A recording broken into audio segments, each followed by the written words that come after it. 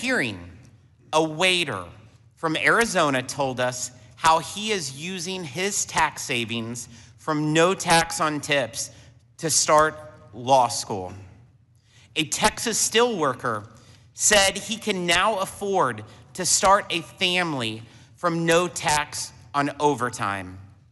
A couple in Texas adopted a second child with the help of the adoption tax credit. And in every community, working class Americans have their own version of the story because President Trump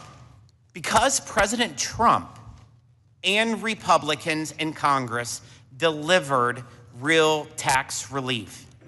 However, every single Democrat voted against this tax relief, hiding behind the false claim that these tax cuts only help billionaires. But we all know the truth. There aren't any billionaires who work for tips. I don't know any billionaires that work for overtime. There aren't any billionaires who rely on Social Security. There aren't any billionaires that need an auto loan to afford a car. Republicans targeted tax relief to the Americans whose paychecks were stretched thin by Democrat inflation that needed help. The working families tax cuts provided bigger refunds and bigger paychecks and permanent pro-growth tax policy. And it will make it easier to build, to invest, produce, and hire in America. Our economy is in the middle of a historic construction boom that means new jobs and opportunities for working class Americans. Factory activity grew every month this year and reached its highest level since May of 2022. Equipment investment rose 17%, and investment in intellectual property rose 11% in the first quarter of this year. In the same period, economic growth was driven by two things: investment and exports. Republican policies are making investing in America a solid bet for companies after decades of America's manufacturing power declining. The president's tax and trade policies work hand in glove to fuel the economic investment that creates great paying jobs. Reciprocal trade agreements have secured $10 trillion in investment commitments in leading industries, opened new markets formerly hostile to U.S. exports, and made our trading relationships fairer for American workers, farmers, manufacturers, and producers. American producers exported, just last year, a record $3.4 trillion. And in the first 3 months of this year, U.S. exports were over $300 billion each month. That's the highest in 250 years of our country's history. America is becoming less dependent on China, a goal long promised by Washington politicians with no actual progress until President Trump.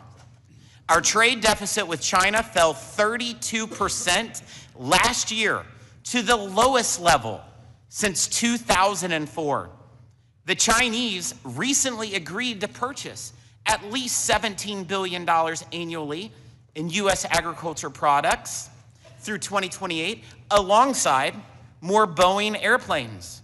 President Trump and Republicans in Congress repealed the de minimis privilege that mostly benefited Chinese companies, shipping products, undercutting American producers and manufacturers. Our economic security is a cornerstone of our national security, and therefore must not be abused by bad actors. Yet this committee's investigation into U.S.-based non-for-profits revealed many are funded or operate under the influence of foreign countries like China. And they sow division and chaos in our communities that weakens America and strengthens foreign adversaries. Tax-exempt status is a privilege, not a right. We have called on the IRS to investigate and, if necessary, revoke the tax-exempt status of 11 different organizations who are the focus of our investigation. It is critical that the IRS take close look at tax-exempt organizations with documented histories of activity that destabilizes society and supports terrorism. Looking ahead, our tax policies must continue to make our economy the most competitive for innovative sectors of the future, including digital assets and the over 60 million Americans who own cryptocurrency. America needs clear, modern tax rules to ensure we remain the crypto capital of the world. Next week, we will be holding a legislative hearing on policies that offer solutions to pressing issues surrounding digital asset taxation. Mr. Secretary, I know you are a strong advocate for ensuring Main Street shares in the prosperity of our economy. And I look forward to hearing how Treasury is implementing the working families tax cuts so that Americans who power our economy, workers, small businesses, farmers, manufacturers, and producers and innovators have a brighter future. I now recognize the gentleman from Massachusetts, the ranking member. Thank you, Mr. Chairman. Mr. Secretary, welcome, as always. The chairman made the point that this is the best committee in Congress. That's likely to be one of the few things we agree upon this morning, as all know. And you hold, as I pointed out in the past, one of the most important jobs in the world as a successor to Alexander Hamilton. We hope that there'll be some explanations this morning about the failures of many of the economic promises that were made by the Trump administration. 70% of the American people disagree with the economic direction that the country has taken. Last time you visited with us, Americans were being socked with price hikes because of the tariffs, where you and I met in front of the Supreme Court that day when the Supreme Court took and heard the oral arguments because of the big, ugly bill. We fought on our side every step of the way, knowing and predicting what was to come. Higher costs, millions kicked off of health care, children going hungry, all in service to the wealthiest amongst us. Despite this, a rosy picture was painted about the Trump economy and what it might deliver. It's safe to say that almost on every front, those predictions from the administration have been wrong.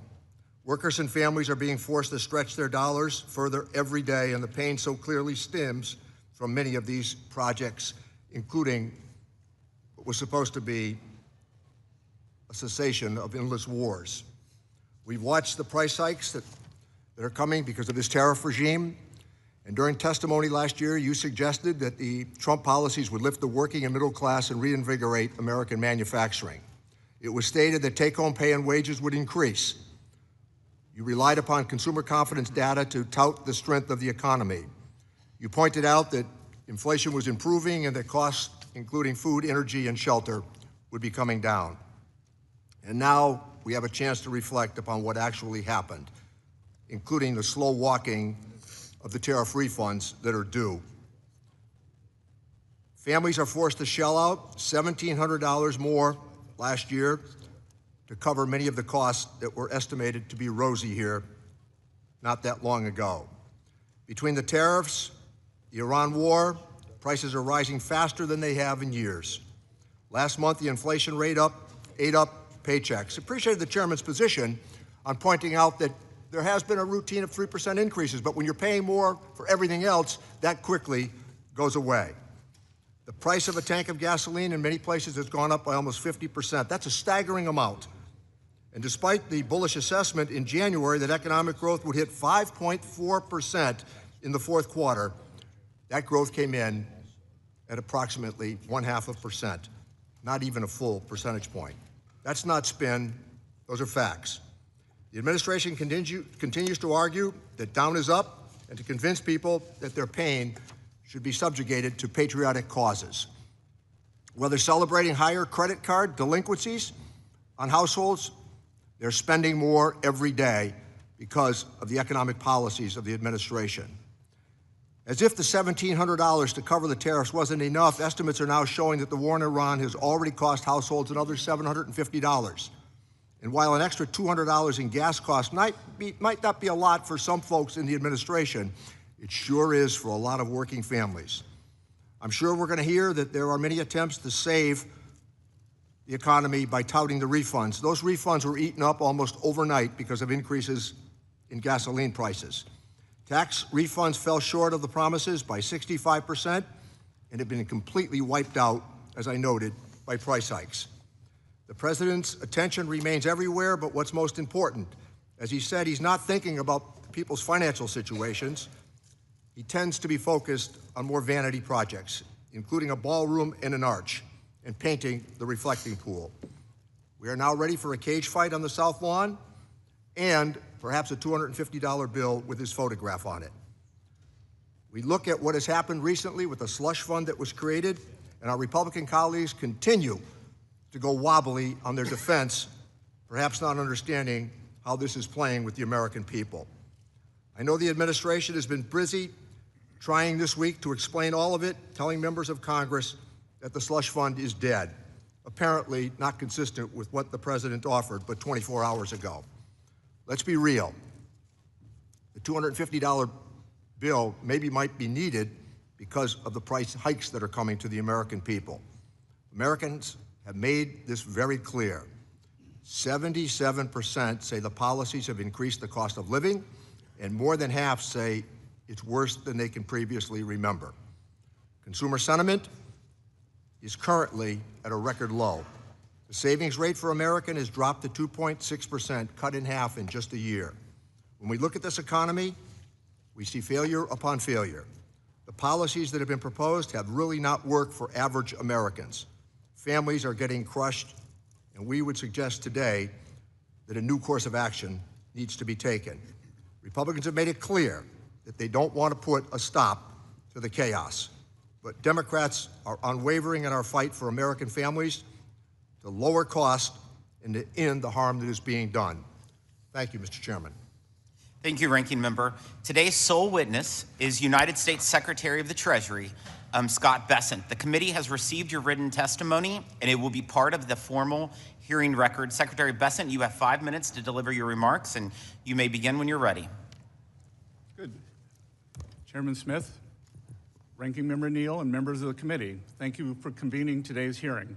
I'm grateful for this opportunity to discuss President Trump's 2027 budget, which builds on this administration's progress in unleashing a new era of economic expansion. I last appeared before this committee just a few weeks before the House passed the Working Families Tax Cuts. So on the heels of the most successful filing season in IRS history, I'd be remiss if I did not begin by thanking the committee for helping to deliver this once-in-a-generation bill to the president's desk. This tax day, under President Trump, we celebrated how much more money hardworking Americans kept, not how much the government took. Over 62 million tax returns claimed at least one of President Trump's signature new tax cuts: no tax on tips, no tax on overtime, deductibility of American car interest loans, and an enhanced deduction for low and middle income seniors. All told, the average refund increased by over 11%, with total refunds increasing by 18%. But as important as what the legislation achieves, it is what it prevented. If opponents of the Working Families Tax Cuts had had their way, our economy would have absorbed the largest tax hike in its history, over $5 trillion. 90% of American taxpayers would have seen their standard deduction slashed, while 40 million families would have seen their child tax credit halved. Instead, this committee held the line, and the American people had a better tax day because of it. Notably, President Trump's pro-growth policies don't stop at putting more money back in the pockets of working and middle-class families. They extend to placing the American dream within closer reach of their children. For context, nearly 40% of Americans have no exposure to U.S. equities, no stakes in the companies they help to build. Trump accounts represent a profound reimagining of that arrangement. They will ensure that every American child can benefit from private ownership and compound growth, that every American child, in short, is born a shareholder. To date, nearly 6 million Trump accounts have been opened, with 1.4 million eligible for the $1,000 seed contribution from Treasury. Of course, as his tax cuts deliver relief for working class Americans, President Trump's economic agenda is bolstered by two other distinct but reinforcing levers: trade and deregulation. Let me briefly address both of these in turn. First, the president is undeterred in his determination to open markets for U.S. goods and services while rebuilding U.S. manufacturing capacity. Over the 12 months ending March 2026, the trade deficit for goods declined by $370 billion compared to the same timeframe ending March 2025. The economy has added 313,000 net new private sector jobs and 13,000 manufacturing jobs in the past 2 months. Firm capital expenditures rose at an annual rate of over 17% in the final quarter, and companies are investing trillions to build and expand here at home. American industry is winning again to the benefit of American workers. A whole-of-government approach, meanwhile, is coupling our manufacturing revival with a great regulatory reset. Properly calibrated regulation is essential for economic growth, capital formation, employment, and higher wages. So at the outset of this administration, President Trump set the ambitious benchmark of slashing 10 existing regulations before issuing a new one. In 2025, we shattered that goal with a ratio of 129-1, and as a result, the regulatory actions generated more savings last year than in those of the prior Trump administration combined. Separately, any one of these initiatives on trade, tax cuts, and deregulation would be substantial. Taken together, they are transformative. Before President Trump took office, our trading partners exploited America's markets, our regulatory state smothered businesses, and our tax code was poised to punish workers and job creators. Today, his policies are driving lower taxes, bigger paychecks, and broader prosperity. So I thank this committee for its partnership in this critical work, and I look forward to building upon our strides through the President's budget for the year ahead. Thank you. Thank you. We'll now proceed to the question and answer session. Mr. Secretary, yesterday in the Senate, you received a lot of questions from the Democrats over the anti-weaponization fund, which Acting Attorney General Todd Blanche said on the record is dead.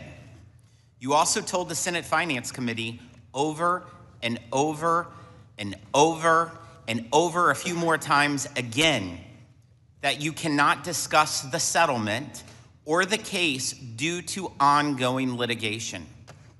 Can you please set the record straight right at the top of this hearing so members do not need to use their limited time asking you questions you cannot answer? What is the status of the fund, the settlement agreement, and what part did IRS CEO Mr. Bisignano play in both? Thank you for this question, Mr. Chairman. I said yesterday that Einstein's definition of insanity is asking the same question over and over again and expecting a different answer. Let me be clear, as we've done throughout this matter, the Department of Treasury is following the direction of the Department of Justice. Acting Attorney General Todd Blanche testified on Tuesday that the government will not be moving forward with the fund. We intend to comply with that direction and Attorney General Blanche's direction. I do not have any details into what that means at this time, but I will note that even the Acting Attorney General Blanche's statement Tuesday, this matter is still subject to ongoing litigation, so I'm unable to comment further on it. That means I'm also not able to discuss any part of the settlement agreement. As with all department litigation, the Department of the Treasury and the IRS are represented by the Justice Department, so any additional questions about the settlement or the fund should be directed to Acting Attorney General Todd Blanche. To your point about Mr. Bisignano, while I cannot speak on his behalf, I will note that the settlement agreement calls for the United States to issue an apology to the plaintiffs for, among other things, leaking their tax returns. Mr. Chairman, President Trump is a great American who has endured over 10 years of harassment and weaponization from all levels of government. No American should be targeted for political reasons. Thank you, Secretary. For starting out, with that information. This tax filing season was the most historic because of the tax relief delivered to working class families through the Working Families Tax Cuts. How much total tax relief did Americans get just this tax season? Approximately $325 billion, Mr. Chairman. And how much did the average individual tax refund increase?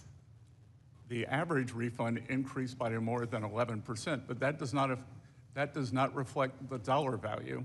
As the ranking member likes to say, we overpromised and underdelivered. That is incorrect because so many people owed taxes last year that the dollar increase was actually much larger, going from negative to positive. As I travel the country, I have so many taxpayers who thank me because they had to pay last year and they got a refund this year.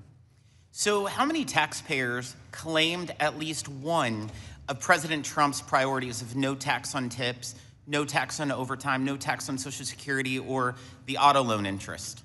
Approximately 62 million filers, or about 44%, Mr. Chairman. And so what percent of tax filers who received a tax cut in filing season earned less than $100,000? Just over 70%, sir. 70%. 70. So what percent of waiters and other tipped workers who received a tax cut, thanks to the no tax on tips, earned less than $100,000? 90%. 90. 90. That's helping people that need it the most. Funny, Democrats always claim that the working families tax cuts were for billionaires. Mr. Secretary, I'm sure you know a lot of billionaires. Do you know any billionaires that was able to use the no tax on tips deduction? I have plenty of billionaires I give tips to, but not monetary tips, sir. Do you know of any billionaires that was able to use the no tax on overtime deduction? No, sir.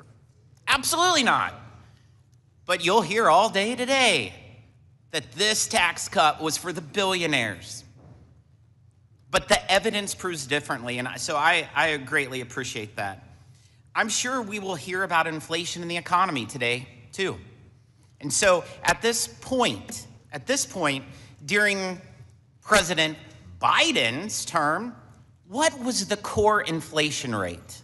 6.2%, which led us to the worst inflation in 49 years, sir. Absolutely. And was the highest under Biden? What was the highest?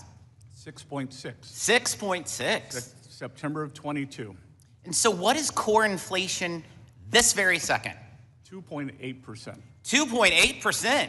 But at this time, during the Biden administration, it was 6.2? Yes, sir. Wow. You wouldn't think that was the case based on the rhetoric coming from the other side, but that's what we're gonna get. The Working Families Tax Cuts renewed and revamped the Opportunity Zone programs to ensure that rural communities get their share of the benefits. The law provides incentives that will drive an estimated $100 billion in new investments into rural communities, helping small businesses and working families in underserved, often overlooked areas of the country. How is the Trump administration implementing this improved Opportunity Zone program to ensure rural communities that I represent are in fact benefiting in the way Congress intended? And how is Treasury utilizing the new transparency requirements within the program to reinforce this effort to target those underserved communities? Mr. Chairman, as someone who grew up in a rural community, I'm very excited by the prospect of these opportunity zones being available there. I think it is new and important seeing the success, and I'm also excited by the permanence. And I would also point out that many members from the other side of the aisle have called Treasury concerned about losing opportunity zones in their districts or states, in the case of senators. And I pointed out to them that they voted against them, but we will work with them on these opportunity zones. Congress wanted to reach all levels, and we are working on transparency requirements. which are critical because to make sure that the investment is reaching the rural communities, small businesses, and local projects. Thank you. On January 5th, 2026, through the hard work of both you and your staff, the Treasury Department secured a side-by-side agreement that largely exempts U.S. headquartered multinational enterprises from the OECD's income inclusion rule and undertaxed payments rule. This is a major win for U.S. tax sovereignty. How confident are you that this agreement will be respected and fully implemented by OECD members, particularly in the European Union? I believe that we have the tools necessary that if our sovereignty is not respected, to counteract any failures to enact this. And I believe this is important because with this, the money comes into the U.S. Treasury rather than foreign treasuries, Mr. Chairman.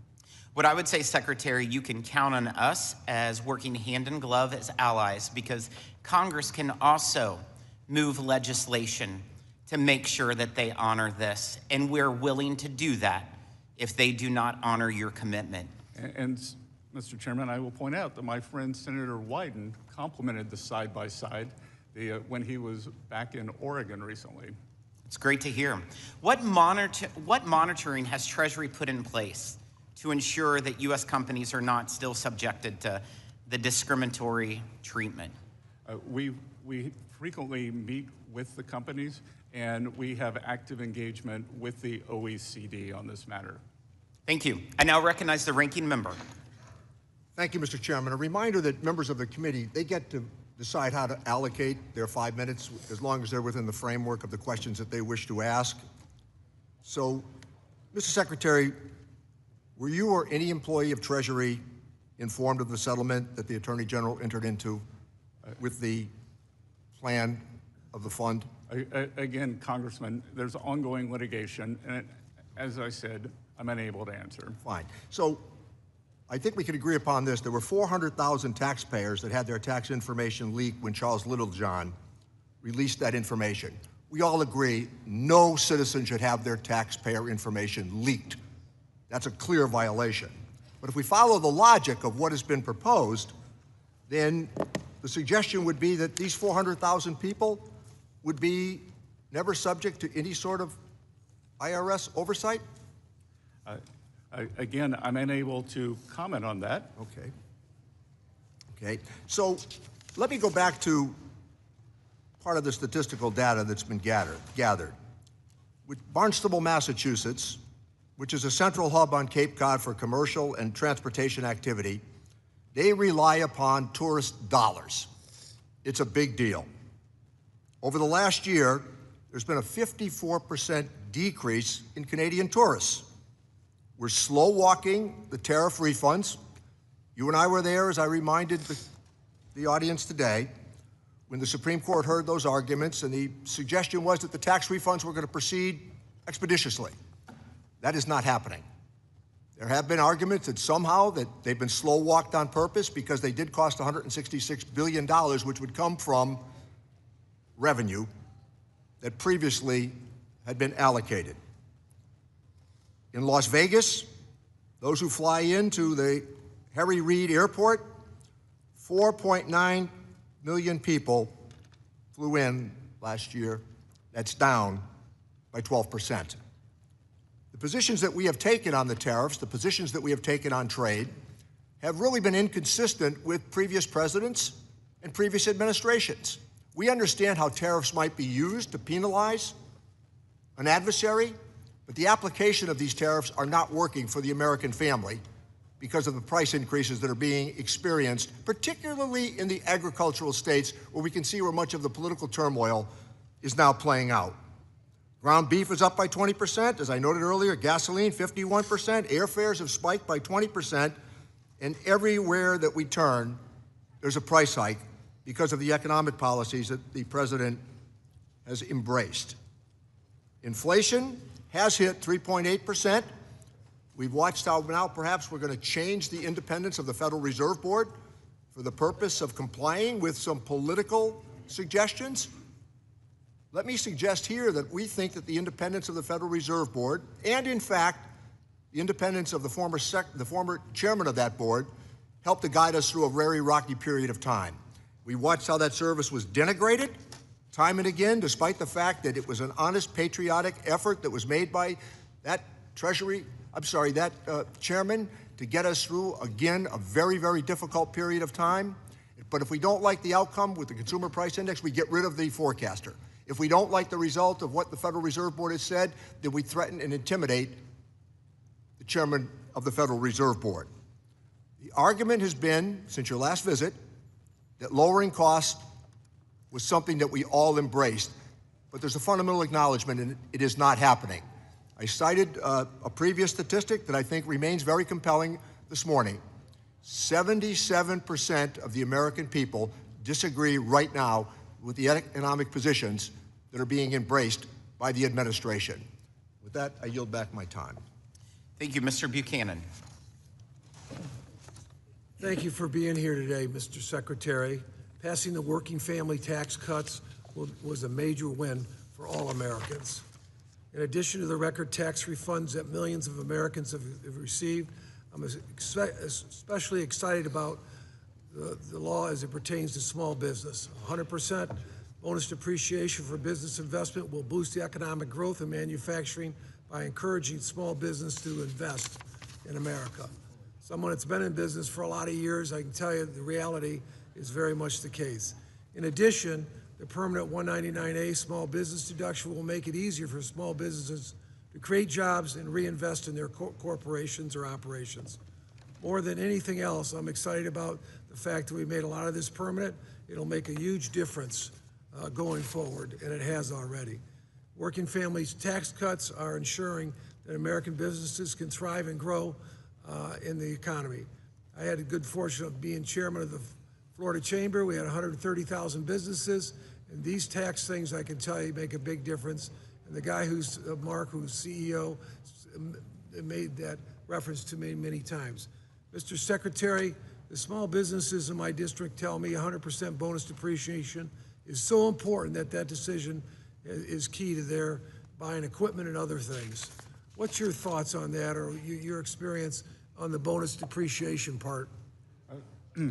Congressman, I believe that the bonus depreciation, the full deductibility of the equipment is one of the greatest driving forces we are seeing in our manufacturing and, in fact, our Main Street revival. And I think equally important is the permanence. The Republican Congress made this permanent, so great certainty, and the 20% pass-through rate is also made permanent, is giving small business permanence. Can you touch on 199A? That's a big thing for a lot of people in the district. It levels the playing field with the corporations where they got cut 35 to 21 or whatever, or 20, but this will give that 20% will make a big difference. But I wanted to get your thoughts and what you're seeing. Yes, sir. It gives the average small business about $7,000 more per year, and the small business deduction cuts taxes for 8 million small business owners by $4,600. And again, what is important here is the certainty and the permanence. It allows the small businesses to hire, to invest, and plan for the future. And then let me just touch on in my district, being in Florida, we have a lot of, obviously, seniors, one of the, I think, the 5th most seniors in the country in terms of that. And they're excited about this cut. I think it's 200,000 seniors that I have in my district, but the number is a huge number across the country. Where is that at today? And I think more importantly to me, or one of the big things, is to making sure we're talking to a lot of our seniors, because most of them are taking advantage, but my sense of it is not all of them are taking advantage. What are we doing to communicate with the seniors that haven't taken advantage of the opportunity? Congressman, I was just down at the Villages in Florida, the largest retirement community, not in the United States, but in the world. And I cannot tell you the enthusiastic reception that them being able to keep most of their Social Security has made. And these are not the well-to-do people, maybe at the villages, but in general, that when we saw the senior deductions, 68% of the filers made less than $100,000, and 96% of the filers, 96%, make less than $200,000. Yeah, for many years, I'd go to these hearings or different meetings that we'd be involved in, many times with senior organizations, and they always complained or thought about, when are we going to address? We've paid taxes once on Social Security, we got to pay it again. So that's a big deal, but I just want to make sure we're doing everything we can to communicate with them and so they can take advantage of it. Most have, but there's many that haven't. But thanks for your leadership and all you've done for the country. Good, thank you, sir. And Treasury is working with Social Security Administration to make sure everyone is taking advantage of this. With that, I yield back. Thank you. Mr. Doggett. During your tenure as Treasury Secretary, has the IRS recommended that any taxpayer be granted immunity from an audit for their taxes? Again, one portion of that is under litigation, so I'm not able to. Yes, sir. It isn't a question of being not able, it's being not want to. But my question is about... As I said, thank you, sir, there is litigation. Reserving my time, my question to you again is... Definition of insanity, in the sir. ordinary practice of the Treasury Department, has there ever been a recommendation that a taxpayer be granted immunity from an audit of their taxes? Sorry, what was that? Same question. Has the IRS recommended that any taxpayer be granted immunity from an audit of their taxes? Again, I'm unable to answer that. You can answer it. You refuse to answer. Can you tell the American people, in the history of the Treasury Department, has there ever been a taxpayer who's been recommended to have immunity from an audit of their taxes? Has there ever been a taxpayer who had his tax returns released, his Thank family, you. and every So employee? I'll take that as a every no. employees. Let me ask you, sir, Congressman, since if you you'd like say to you're apologize relying... to the president Thank you. I and all reserve... his employees today. Maintaining I would my join you time, in that. and since you refuse to answer, let me ask you, since you say you're following the advice of the Attorney General, the former criminal defense attorney for Mr. Trump, as you know, the Attorney General cannot compromise a tax dispute unless it's referred to him from the IRS for prosecution or defense. Have you ever been involved in any way in a decision to refer a tax dispute to the Attorney General? Again, I cannot comment on that. You can't comment. Your argument here that you can't comment in this case makes as much sense as President Trump saying that he cannot. I understand you want to talk over me, but you're not answering the question, because you may have defined insanity by referring to Einstein, but your appearance here today and yesterday in the Senate defines deception, and that's what you're doing to the American people. Isn't it correct, sir, that the Financial Management Service within the Treasury Department must give approval before any payment can be made from the judgment fund? Sir, we administer the payments. Yes, sir. You give approval to it. And no, sir, we administer them. You make a sign-off on them being... We administer them, just like if you tell your bank to wire money. Did Brian... Bank does not say, do not pay, you shouldn't pay your Visa bill. Did Brian Morrissey, who had been only confirmed by the Senate a few months earlier as Treasury General Counsel, do a good job for you? Can you answer that just with a yes or no? Yes. Yes, he did. And as you know, he abruptly resigned rather than be associated with the seedy Trump slush fund deal and didn't sign off on anything. Can you pledge to the committee, I'm asking you a question, sir, if you'd listen to it, can you pledge to the committee that you will assure that no retaliation occurs against the career IRS employees who wrote the 25-page memo asking the Department of Justice to halt action on this outrageous audit immunity deal? Sir, we follow the law. Okay, well, will you follow the law and assuring the committee that you won't law. retaliate against those courageous career employees? We always follow the law. What's involved here, sir, is the most corrupt deal in American history. Truly incredible that a president of the United States could come in and sue the people of the United States for $10 billion and then walk off with an immunity deal that no other American has ever had, nor could they receive, and to get that immunity deal from his former criminal defense attorney, who he has appointed as acting attorney general. This is the kind of corruption that would permit the Trump family, if the Wall Street Journal is correct, that Trump earned $5 billion from his crypto bills last year, to pay them or not pay them as he feels it's smart to do. He made no complaint about the audits in his petition, and yet suddenly out of nowhere, he's granted immunity in what some have said in a report would be $100,000 benefit, $100 million benefit to him. You know that there is a responsibility of your department to do audits of the president every year. A report of this committee indicates that only one was begun during the first term. What are you doing to assure that those annual audits occur this year? The first term, 3 years, nothing.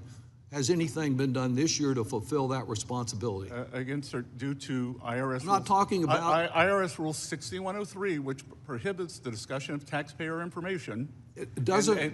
It doesn't prohibit this is how we got there with Mr. Littlejohn. Yes, sir. It And doesn't I don't prohibit think you won't be automatic indicating what 5 you are years in doing to jail, assure Congressman. complicity with the law and with the practice, long-standing practice of the Internal I am Revenue Service.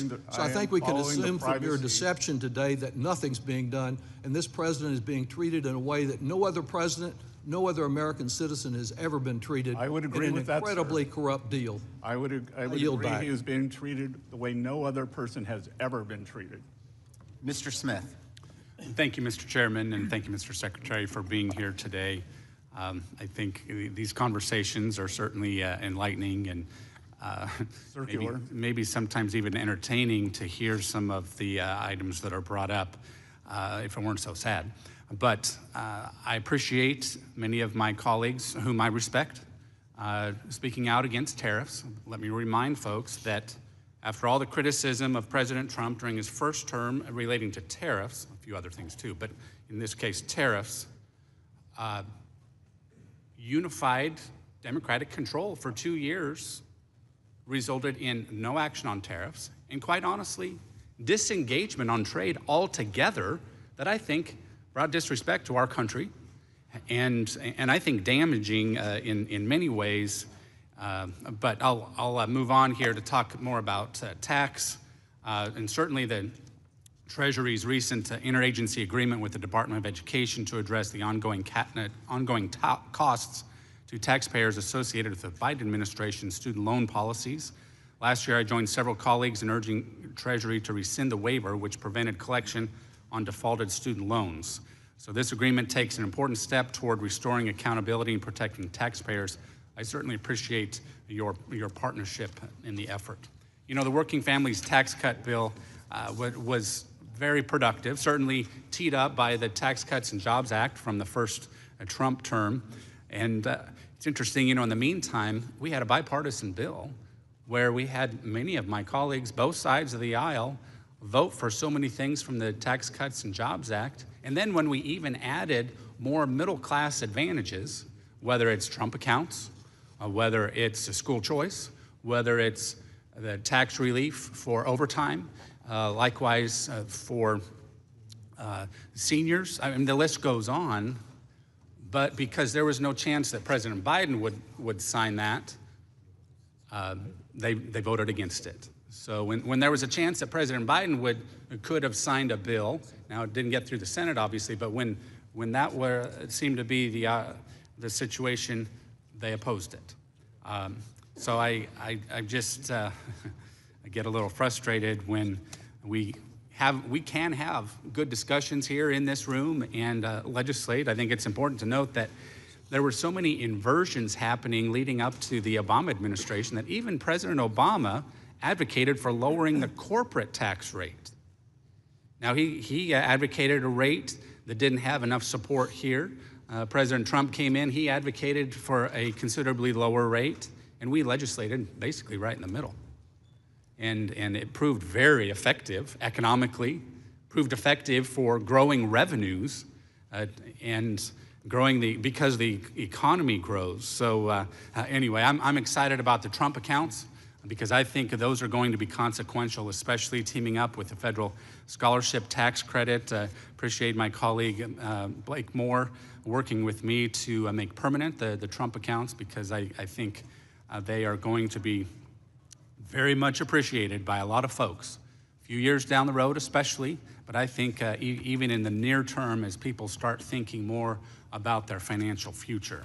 Now, a lot's been said about various things and certainly the president, but I know that there's been quite a bit of chatter from the other side of the aisle regarding the president's investments. I'm just wondering if you could set the record straight on this and explain how there have been mischaracterizations during the process and mischaracterizations of the law, perhaps. I want to be very clear on this. President Trump's investment holdings are maintained exclusively in fully discretionary accounts managed by independent third-party institutions who have sole and exclusive authority over all investment decisions, including asset allocation, trading, rebalancing, and portfolio management. They receive no advance notice of trades, cannot alter or override the manager's strategies or models, and unlike Congress, this was intentionally designed to maintain a clear separation between President Trump and the independent third-party investment managers overseeing his account. Thank you, Mr. Secretary. And let me just close by saying that the American people are wanting us to have good conversations, thoughtful conversations, reasonable conversations, and I think thoughtful and reasonable individuals know that what we did with our tax policy has been good. Thank you for your role in that, and I want us to work together for the betterment of our economy moving forward, just as the American people would expect us to do. Thank you. I yield back. Thank you, Mr. Thompson. Thank you, Mr. Chairman. Mr. Secretary, thank you for being with us today. You were here a year ago. You came before the committee, and you closed your testimony by saying the president's bold leadership had laid the foundation for what you called a golden age economy. More recently, you said the economy could grow by at least 3.5% this year, and that Americans would see a non-inflationary boom. Mr. Secretary, I've searched hard to find constituents in my district who believe that this economy is golden. In fact, many of them are struggling more today than they were the last time you were in front of this committee. Personal savings are shrinking, disposable income is down, and families are paying more and more for basic necessities. So I would like to ask you a couple of yes or no questions about this golden economy. Electricity bills are up 8.5%. Is that golden? Sir, you can ask yes or no? You can ask yes me a or question. No? You can't tell me how to answer it. So, okay, let me put it this way, Mr. Secretary, because you're obviously not here to answer questions. I am here to answer questions. It's my time, Mr. Secretary. It's my time. Health insurance costs are up 26%. That's not golden. Child care costs are up 9%. That's not golden. Gas prices are up nearly 50%. That's not golden. Grocery prices are still straining family budgets. That's not golden. Mr. Secretary, working families don't feel like they're living through a golden age. And while H.R. 1 may have delivered modest tax cuts for some Americans, many families are seeing those savings wiped out by higher costs everywhere they shop. Is that what this administration considers a golden age? And it's rhetorical, so you don't even have to try and talk over me. Secretary, Mr. Secretary, what should I tell my constituents when they ask about these costs? Farmers who are being hit by high costs of fuel and fertilizers, who can't get their product to market because of the war in Iran. Tell them it's golden? You should tell them that we've had 2.6% economic growth since President Trump took office, despite the Democratic... These farmers are pretty smart, Mr. Secretary. Well, no, people in California, one person... Reclaiming my time. These farmers are pretty smart, Mr. Secretary, and they're not going to fall for that line. I understand your unwillingness to testify and answer questions about details regarding the IRS settlement with the Trump administration due to ongoing litigation. But at the end of the day, your department, the Treasury Department, and specifically the IRS, is going to have to carry out its demands. And let me be very specific about what those demands are. The settlement says the IRS is prevented from raising any and all claims against the president with respect to any tax return filed before May 19th, 2026. So, Mr. Secretary, as the head of the Treasury Department, you will be in charge of carrying out the demands of this settlement. So let me present a real, true scenario for you. If on May 18th, President Trump files an amendment to his 2024 federal tax return, and the amendment says, quote, I'm owed an extra $10 billion. That's the amount that he sued the IRS, that I forgot to claim on my tax return. Is it your opinion that the settlement agreement signed by Todd Blanche, the acting attorney general and President Trump's former personal attorney, would require you to pay President Trump $1 billion, no questions asked? We will follow Justice Department's Okay, advice. you won't answer that either. Do you think this is something that the American people should know? How can you sit here and not provide any answers to the American people? Because I follow the law, Because it is Congressman. astonishing to me that the president didn't know about this deal before it was signed. Of course he knew about it. He directed it. So why not cash out on his get out of jail free card? As I read it, he can absolutely file an amendment to his tax return and claim a giant tax refund. And you have to sit there and watch while he robs the Treasury, and more important, while he robs the American people blind. That's as unacceptable as you refusing to answer questions posed to you by the members of this committee. I yield back. Mr. Kelly. Thank you, Mr. Chairman. Mr. Secretary, thanks for being here. As you know, the beatings will continue until morale improves.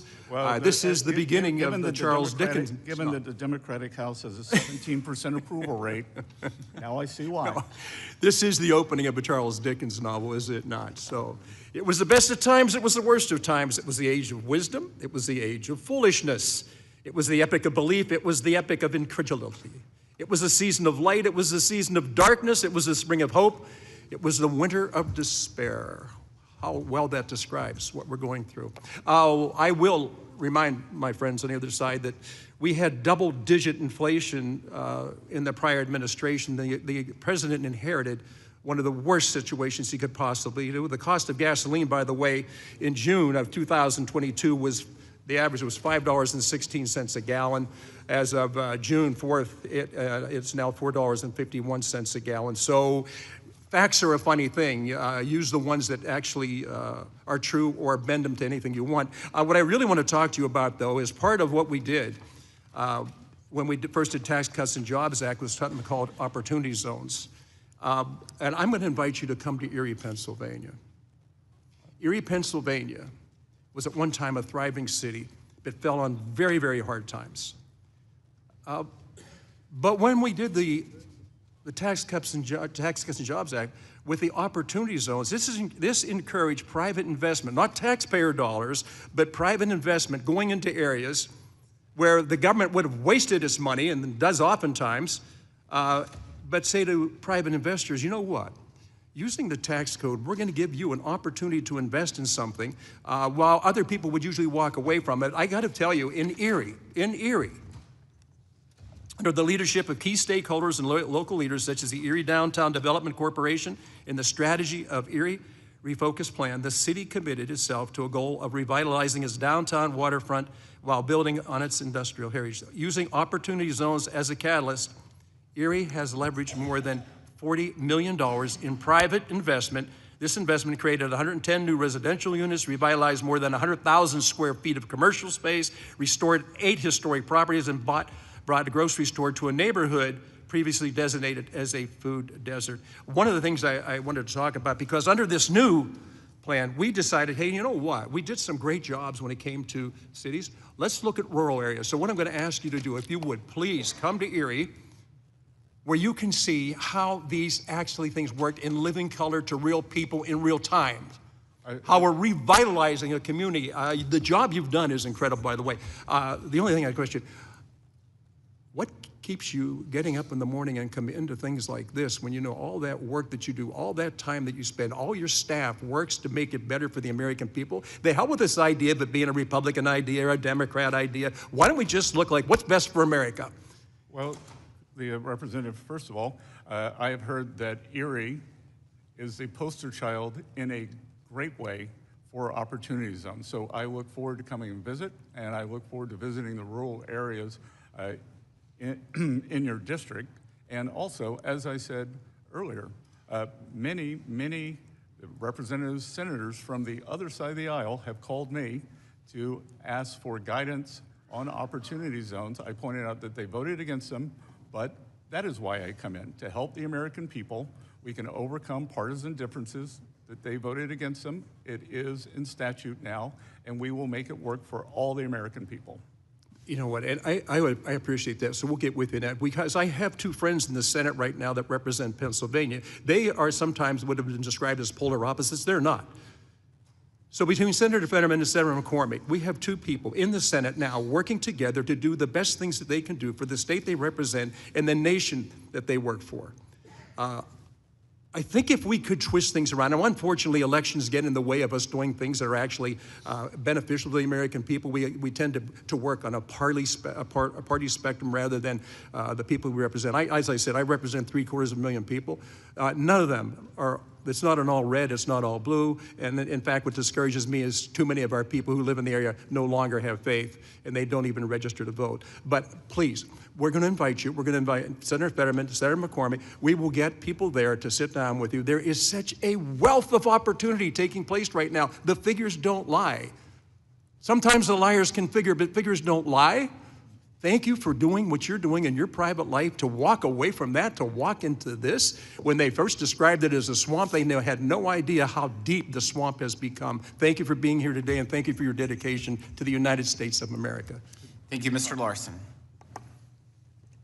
Thank you, and thank you, Secretary, for joining us here today. It's always kind of unusual when you start a hearing and are instructed what you can say or can't say in an open and free democracy. But having said that, you mentioned in your testimony core inflation a couple of times. What's the difference between core inflation and inflation? Many people believe, or it is in general, energy prices and food prices, which are much more fast-moving. And I would say that energy prices will roll down when this Iran conflict ends. So is gasoline considered part of core inflation? Yes, sir. It is. So those remarks, core inflation reflects gasoline prices. Core inflation, it reflects the underlying trend in inflation and whether that inflation has become endemic to the system as it did during President Biden's Has the war in Iran had anything to do with core inflation? Sir? Does the war in Iran have anything to do with core inflation? Or you can't answer that, or no. Either? Or are we precluded from asking that? Well, I'm not sure what the question is. Let me make it as simple as I can. Does the war in Iran, are you with me? Has the war in Iran thus far, have witnessed the rise in gas prices as it caused? Well, again, that is the regular inflation, and gas prices have gone up, which I believe will be temporary. So gas prices have gone up, but you believe they're temporary. Core inflation has dropped 0.5% since President Trump came to office. Geez, you know, when I'm home in my district, I'm going to just tell those people, geez, you know what? You missed this whole thing. Don't you understand core inflation? You guys are better off. I mean, these gas prices, I don't know what you people are thinking out there. For God's sake, you know, you should be doing cartwheels in the street over the price of gas. So what is the administration's plan to lower gas prices? We've taken the many. Are you in favor of eliminating the gas tax? We have moved to... Are you in favor of eliminating the we- gas tax? We would like to work Are you able to answer that, or is that not answerable? Well, if I'm not either? interrupted, I can, Congressman. Well, I'm waiting for your answer. We have asked Congress to move to eliminate the gas tax. That is done through statute. You have moved that. So you're in favor of eliminating the gas tax. We have asked for that. So we can join bipartisanly today because you're in favor of it to eliminate the gas tax. Again, the White House has asked for it, sir. They have? Why isn't it before the committee for a vote? I don't run the agenda. Well, it's good to hear that we're in favor of something that we can work on bipartisanly that will help relieve people who need it the most. Forgive me, but people in my district aren't doing cartwheels over this economy. They haven't seen the impact that you claim that they're all receiving. People hear a lot of rhetoric, et cetera, but that doesn't pay their grocery bills. That doesn't pay their heating costs. That doesn't put fuel in their tanks. That doesn't help them get through the day-to-day grind of their lives. And so coming here and filling us with platitude and telling us how grateful we should be to the Trump administration for everything that it's done, Well, Congressman... is this war responsible for any of this? Congressman, food at home is up 2.5% since President Trump took office. Are we at war currently? Which is twice. Are we It's at up war twice that much currently? every year under the Biden administration. Are we at war currently? That the conflict has been halted. The conflict has been halted. So we're not at war. So our military is not involved. We're not at war. Again, if you would like for me to call the Secretary of War, I can ask. I'm the Secretary So of as part of the Treasury. administration and as part of this, we're not at war. How in God's name, if we can't answer any questions at all, and I don't know, maybe there were some special orders where we're not allowed to these questions or not, we ought to make that clear. Are we at war or not? I'm asking as relation to the cost of going up for oil and gas. That hasn't risen. Has it risen because of the war? It did rise because of the conflict, yes, sir. The conflict. So that's what we call it. Our people go into battle and lose their lives. Mr. Larson, your time has expired. Mr. Schweikert. Thank you, Mr. Chairman. And just, Mr. Secretary, you were already heading there. As everyone here, I'm sure, knows, PCE, there's actually trimmed, which Kevin, new head of the Fed, prefers. There's actually 4 or 5 ways you do balancing on the calculations. So if any of you want joint economic, actually, we have a whole chart of how those calculations work, if anyone would like it. Those will be facts, and they're inconvenient. And food prices, food at home, has risen 2.5% since President Trump came into office. It averaged more than 5%. 5% under the Biden-Warren economy. And I've got a list here that President Trump posted, but no one wants to talk about it. Last year, all we heard was eggs, eggs, eggs. Eggs are down 90%. Avocados are down 19%. Mr. Secretary, you will find... Avocados probably more popular on the other side of the aisle. Yeah, Mr. Secretary, you'll find we often choose whatever number works best for the social media posting we're going to do in an hour. So welcome to Congress. A conversation we've been having actually with some of your staff and some of the Ways and Means staff is something that often never comes up, but we're going to have to understand it and find a better way to document it.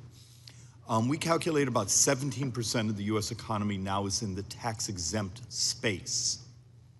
And within that space, those who receive the benefit of tax exemption, the basic concept is, here's the community good you're doing for not having to pay taxes. Okay. There's something you're an expert on, the 990 form that documents to the IRS, to Treasury, to Congress, what is that community benefit? I know your team has been working on this. I know some of the IRS team, we've been working on it.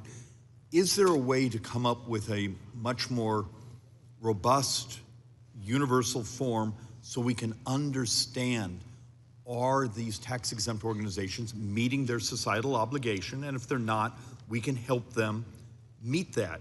But we don't have enough information today. It's a great question, Congressman. And there are many tax-exempt organizations. A large part of the economy are hospitals and healthcare services. So we should look whether they are meeting the needs and are in fact nonprofits. Your question in terms of what is going on with these nonprofits, the IRS has issued guidance for Form 990 that nonprofits, just as banks must KYC, know your customer, we are telling the directors of these foundations, of these institutions, you must know your grantee. So KYG. If your grantee if the money is being used for violent activities, you as a trustee, as a fiduciary, are in trouble. If it is being used to take away people's civil rights, you are in trouble and the nonprofit status is in jeopardy. My team looks forward to continuing to work with Treasury on making that more robust so we actually understand both those that are using nonprofit tax exempt as funnels to bad acts, but also are they meeting their community obligations? One that you're probably not going to get as a question from anyone else. We have a fixation of debt management. You know, we're responsible as policymakers. We're responsible for the debt, not the administration. We do make the policy.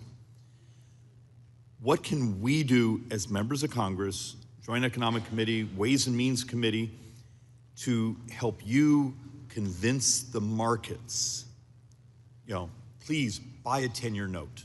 Please, we have some vision, you know, the visibility to see where we're going.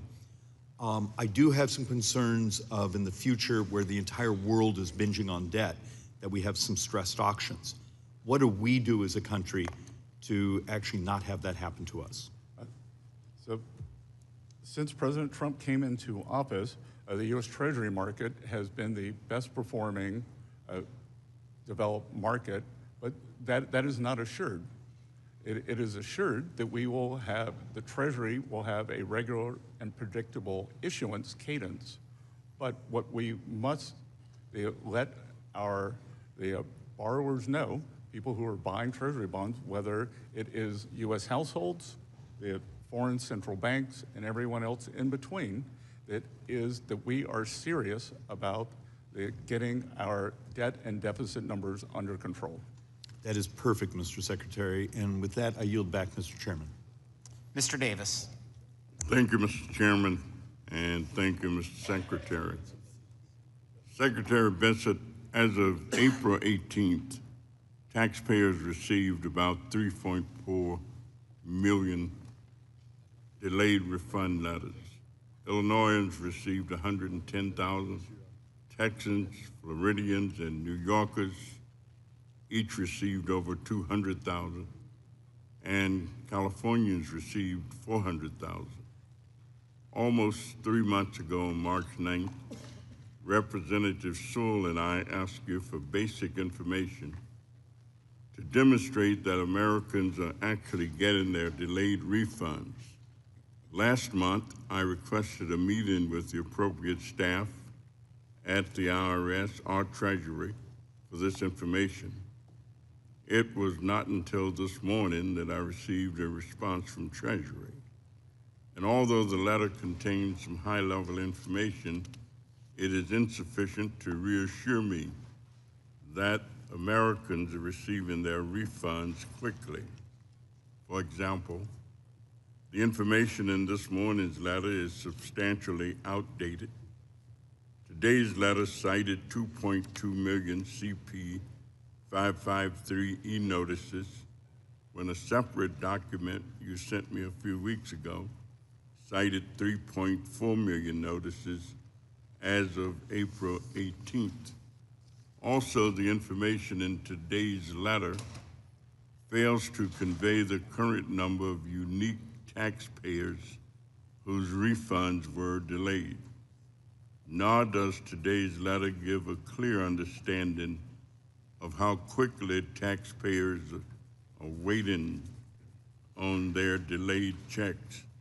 So, Mr. Secretary, could you tell me when or before June 11th will you or your staff meet with Representative Sewell and me to walk us through the evidence that taxpayers with delayed refunds received the funds owed to them?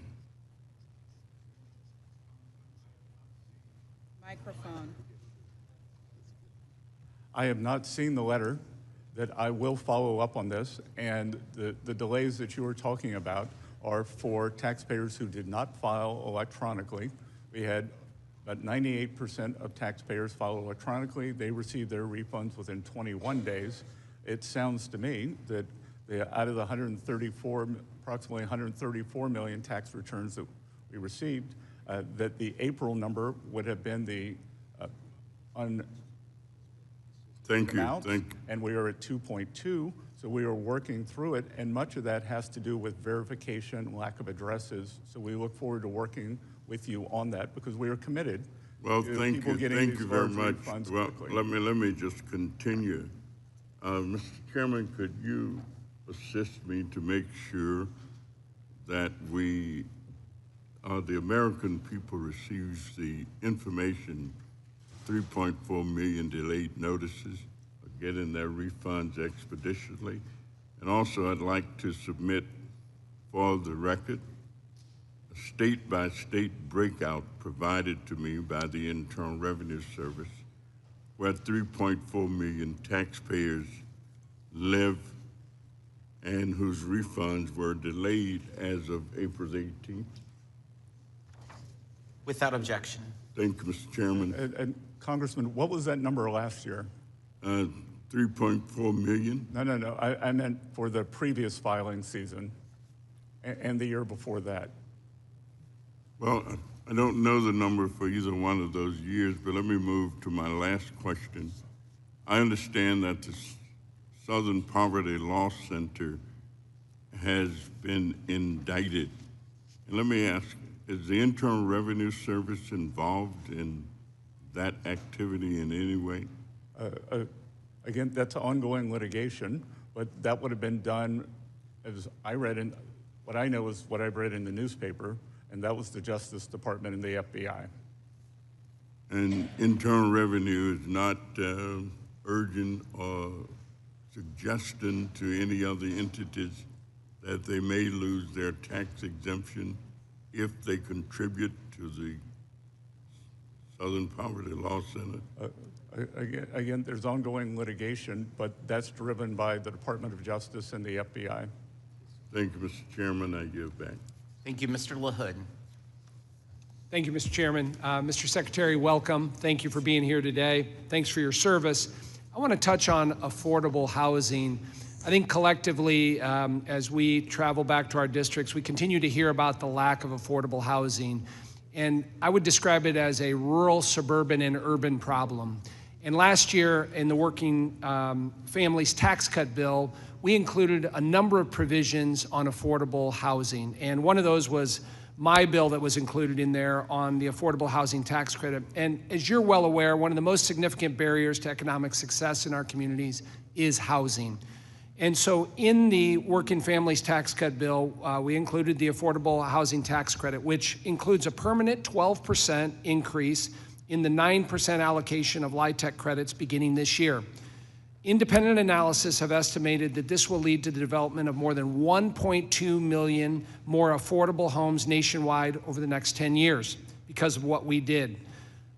From your perspective and the Department of Treasury, what will the expansion of the affordable housing tax credits mean for working families struggling to afford housing? The LIHTC provision specifically gives great predictability for investors and builders who want to go into the market, and I think we've already seen a pickup in those areas and with this program. And Mr. Secretary, what do you see for, as we try to address this problem, other mechanisms within Department of Treasury or legislatively that we ought to be looking at? Well, there are two housing bills, one in front of the House and one in front of the Senate, and that seem to be languishing. I want to switch topics. I also, beyond being on the Ways and Means Committee, I serve on our Select Committee on China, which is a bipartisan committee focused on how do we win the strategic competition against the CCP. And I also serve on our Intelligence Committee.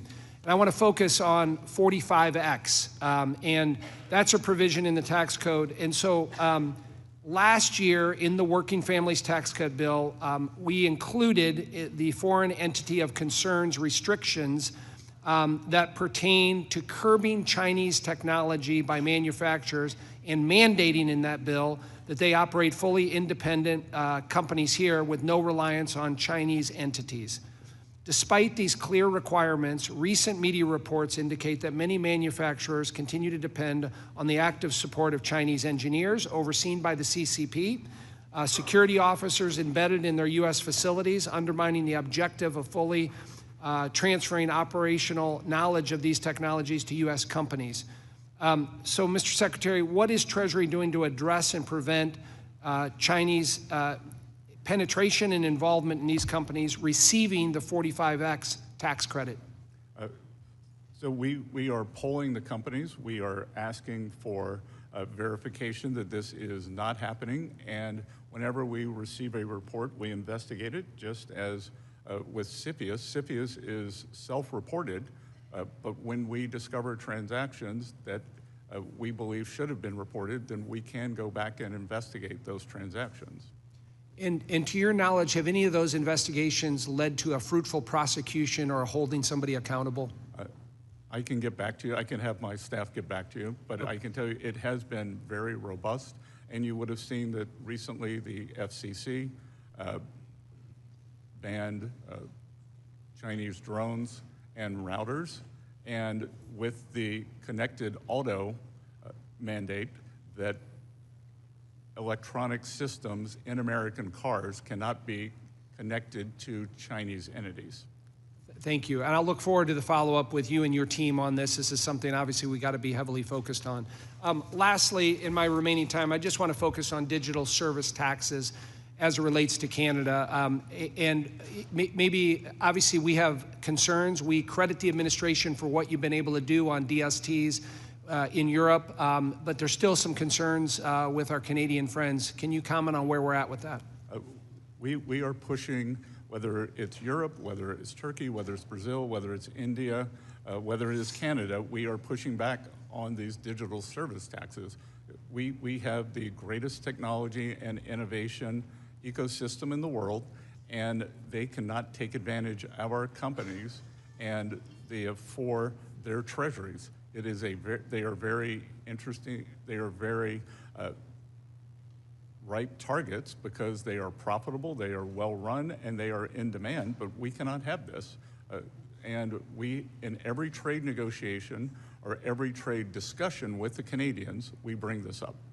Thank you, Mr. Secretary. Yield back. Ms. Sanchez. Thank you, Mr. Chairman. Secretary, nice to have you back before our committee. Mr. Secretary, do you believe that all Americans should Mr. Secretary, do you believe that all Americans should follow our tax laws? Yes, Congress. Yes, good, so do I.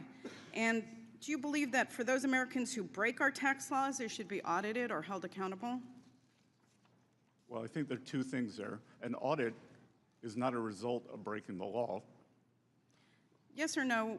Simple question. Well, no, it's not a simple question. It's okay, a two-part then question. let me break it into two. Do you think they should? If you're asking me, please don't should every interrupt taxpayer me. be audited? Please answer that. I came here for answers. If you came here to waste time, I'm going to try to make sure you don't do that. Do you believe that people who lie on their tax returns should be audited?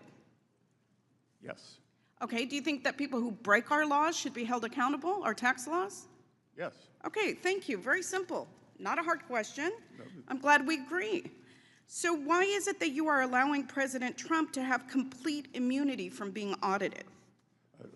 Again, I'm going to have to refer you to my previous statements. And what was your previous statement, sir? That I am unable to comment on any of the ongoing litigation Okay, can you name the ongoing case concerning President Trump's immunity from audit? Sorry? Can you name? There are 3 cases. Can you name them, please? That are out there now, and I will be happy to get back to you on those, because again, I am not a lawyer. Okay. We are represented by the DOJ. Great, you said that you can't because there's ongoing litigation. You'll get me the name of the ongoing litigation, because the only ongoing litigation that I know of is surrounding the $1.8 million slush fund, which has already been suspended. The fact is that the judge's ruling in the litigation that references that slush fund only addresses the anti-weaponization fund.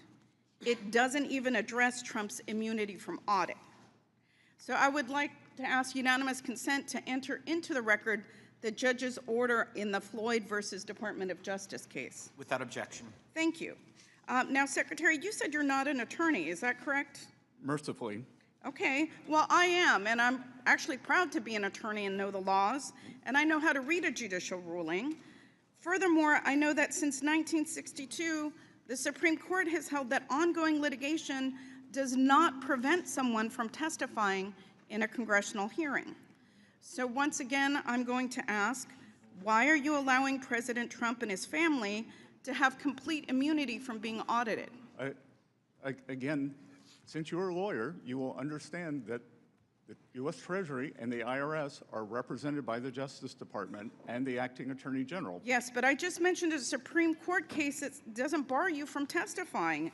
It's pretty clear to me, though, however, that you're not interested in answering questions. You're interested in arguing. Let me ask you this question. If President Biden amended a prior tax return and claimed that he was owed $1 billion, do you think that that would be audited, or should it be audited? I'm not going to talk about any because you're not really here to answer questions. I don't understand why you wouldn't audit that, and I don't understand why you wouldn't do the same for President Trump. So the ruling by the Justice Department, do you have specific knowledge of an audit of President Trump? Excuse me. It's my time. You're not here to ask me questions. I'm here to ask you questions, and hopefully you're here to try to answer some of them. I'm curious to know who counts as Trump's family for the purposes of this immunity. Is it his children, his in-laws, his grandchildren, his second or third cousin, his great-great-grandchildren? Do you know the answer to that question, Mr. Secretary?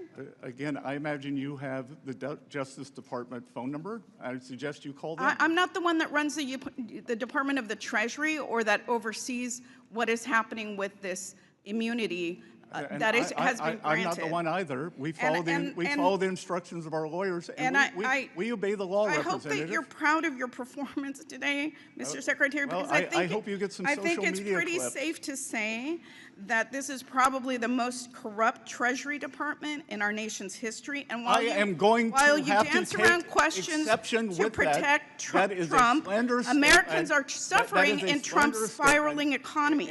Inflation is now rising faster than average hourly wages. Gas prices are at an all-time high with the war in Iran. The cost of groceries has risen 3.2% over the past years, and prices on most goods have gone up because of Trump's tariffs. So I don't see how you could call that anything other than a failure of the most corrupt Treasury Department in history. Your time has expired, Ms. Sanchez. Thank you. My time has expired. Secretary, I would love for you to respond to the accusations at your department, because I think you are due the opportunity for that. The Congresswoman is slanderous. She has nothing but the unsubstantiated opinions, and I will not stand for that. There is nothing corrupt. We move at the highest levels, and just because she cannot get the answer she wants, if she would like to give me facts, she seems long on facts, short on facts, long on hot air, and I will not stand for that. Yeah, that's great.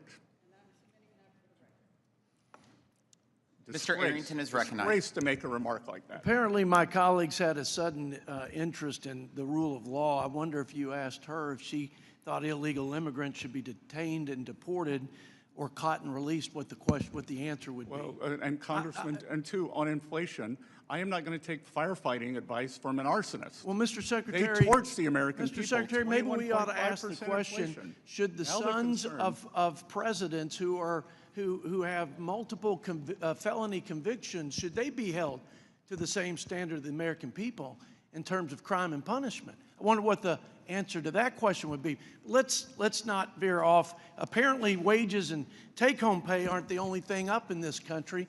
Irony and hypocrisy is at an all-time high among my Democrat colleagues. Now we see why someone leaves California every 2 minutes. And that hypocrisy and irony starts with questions about price increases. It was the failed economic policies, one self-inflicted failed economic policy after the other, that created the worst inflation crisis in a half a century.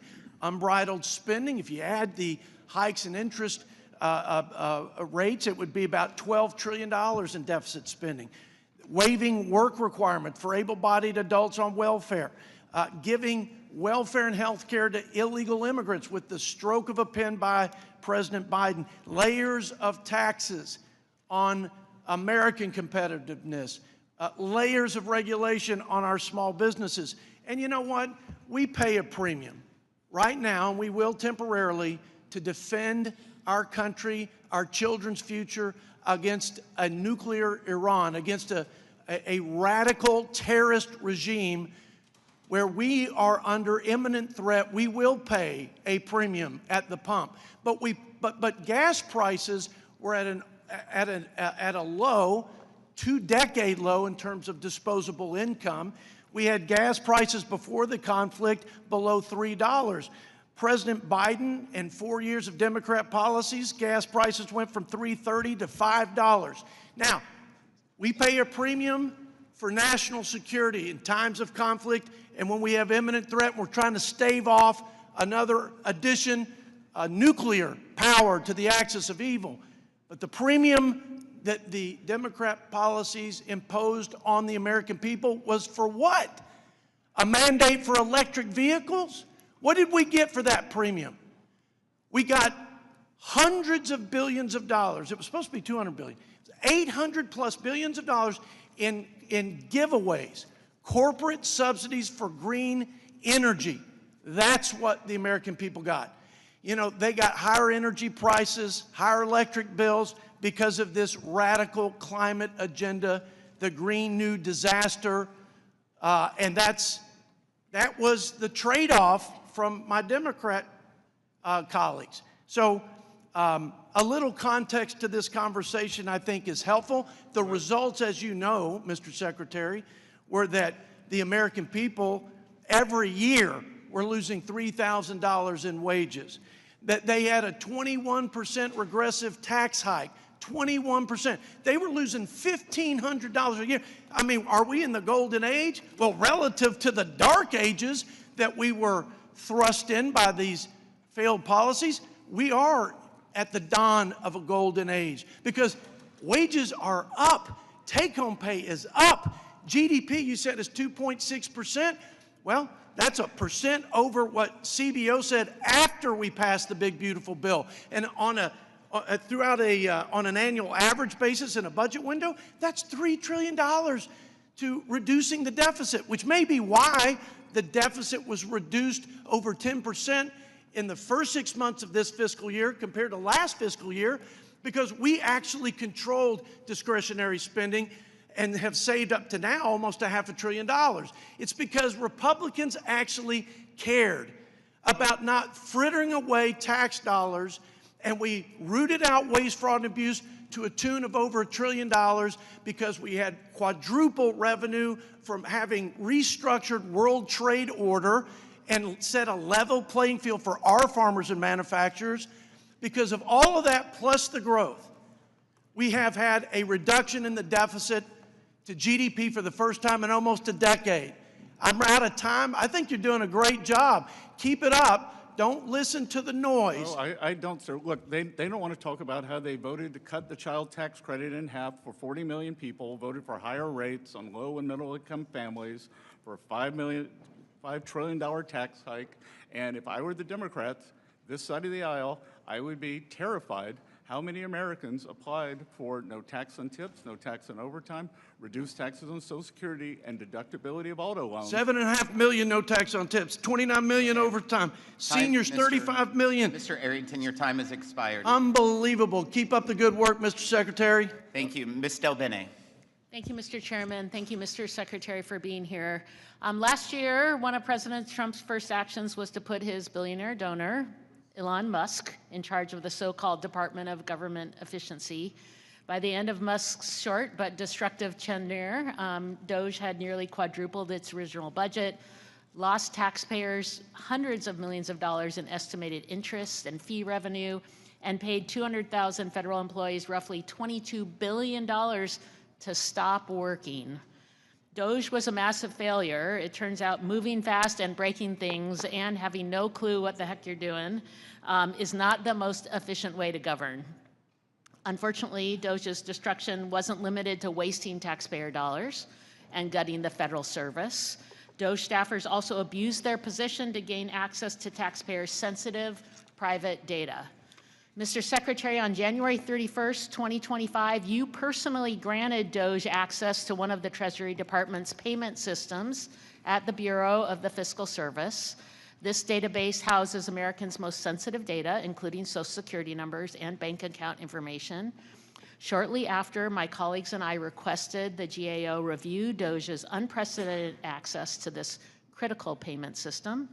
GAO completed that report last month, and I asked for unanimous consent to insert it in the record. Without objection. Thank you.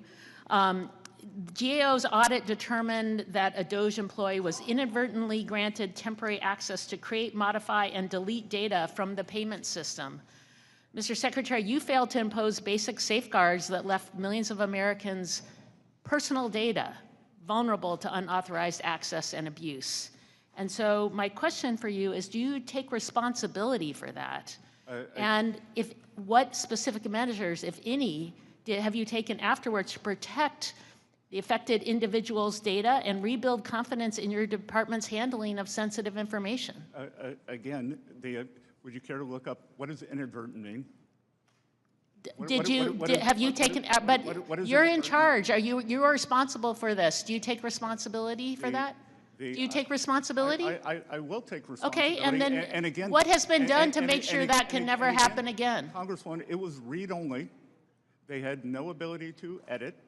What has happened to make sure that never happens again? We have, just as we have at the IRS, we have tightened up all protocols on systems. I guess that's not very specific, but the GAO also found that a DOGE staffer sent an unencrypted file containing USAID payment information and individuals' names to external DOGE personnel at the General Services Administration. Soon after, it was reported no disciplinary action was taken, despite the employee's failure to protect federal and non-federal employees' sensitive personal data and comply with security requirements. So again, Mr. Secretary, when employees who violate IT security rules are not held accountable, what does that message send to agents? And why don't you hold someone accountable? Why are you bringing up USAID with me? Because a DOGE staffer, GAO found that a DOGE had payment information. Payment information. USAID, I do not oversee. I wear many hats in this administration. Not one. And this is still, this is a file containing payment information. Are you not in charge also of the Treasury? That has USAID. That has nothing to do with us. But payment information has nothing to do with it. Again, it was not sourced at the Treasury. Why are you bringing this up with me? So GAO provided 6 recommendations to address identified weaknesses, including ensuring staff agree to comply with IT security rules and configuring systems to detect and prevent the transmission of unencrypted payment data. The report states that the fiscal service, again, the fiscal service, part of your agency agreed that 3 of the recommendations, or agreed with 3 of the recommendations and did not state whether it agreed or disagreed with the other 3. So, Mr. Secretary, can you confirm Treasury's position? This is part of your purview, that Treasury's position on all 6 recommendations, and If you agree that they're warranted, please let us know. And if you disagree with the recommendations, please explain why. Again, I don't have a copy of the recommendations in front of me. Your office did not share them in advance. We'd be happy to get back to you. That we would obviously agree with the ones where we've already agreed. So I hope that you understand that these are findings from the GAO about ensuring that information is protected. And again, we have seen access to taxpayer information leaks. What are you doing to address this? And are you taking responsibility? People don't have faith that access has been given against the law. Well, again, President Trump and his family and employees of the Trump Organization, 400,000 people had their tax returns stolen at the IRS. You are in charge. What are you doing to prevent that? And Americans, people's sensitive information has been leaked outside. Ms. Delbene, your time has expired. We have tightened the protocols. We have tightened access. And you've said nothing specific of what you've done to Ms. ensure. Delbene, your time has expired. Mr. Estes is recognized. Good to see you, Congresswoman. So frustrating. Thank you, Mr. Chairman. Secretary Bessent, welcome for Ways and Means, and thank you for being here today. Mr. Secretary, I want to go back to last year when you were here before the committee and the conversation turned to discussions around OECD Pillar 2. There's much discussion about how Congress and the administration could work together to stop the taking of our tax authority by other nations and losing over $120 billion from the U.S. Treasury over the next 10 years. I'm proud to say we're in a much better spot than we were a year ago, thanks to a lot of the hard work by your Treasury folks and the effort you got done there. Side-by-side agreement that you and your team negotiated is an important agreement that protects the American tax base from foreign countries looking to use our economy as an ATM for their own budgets. I know some members of this dais and their allies in the liberal press believe that this agreement gives successful American companies a free ride, but that's simply not true.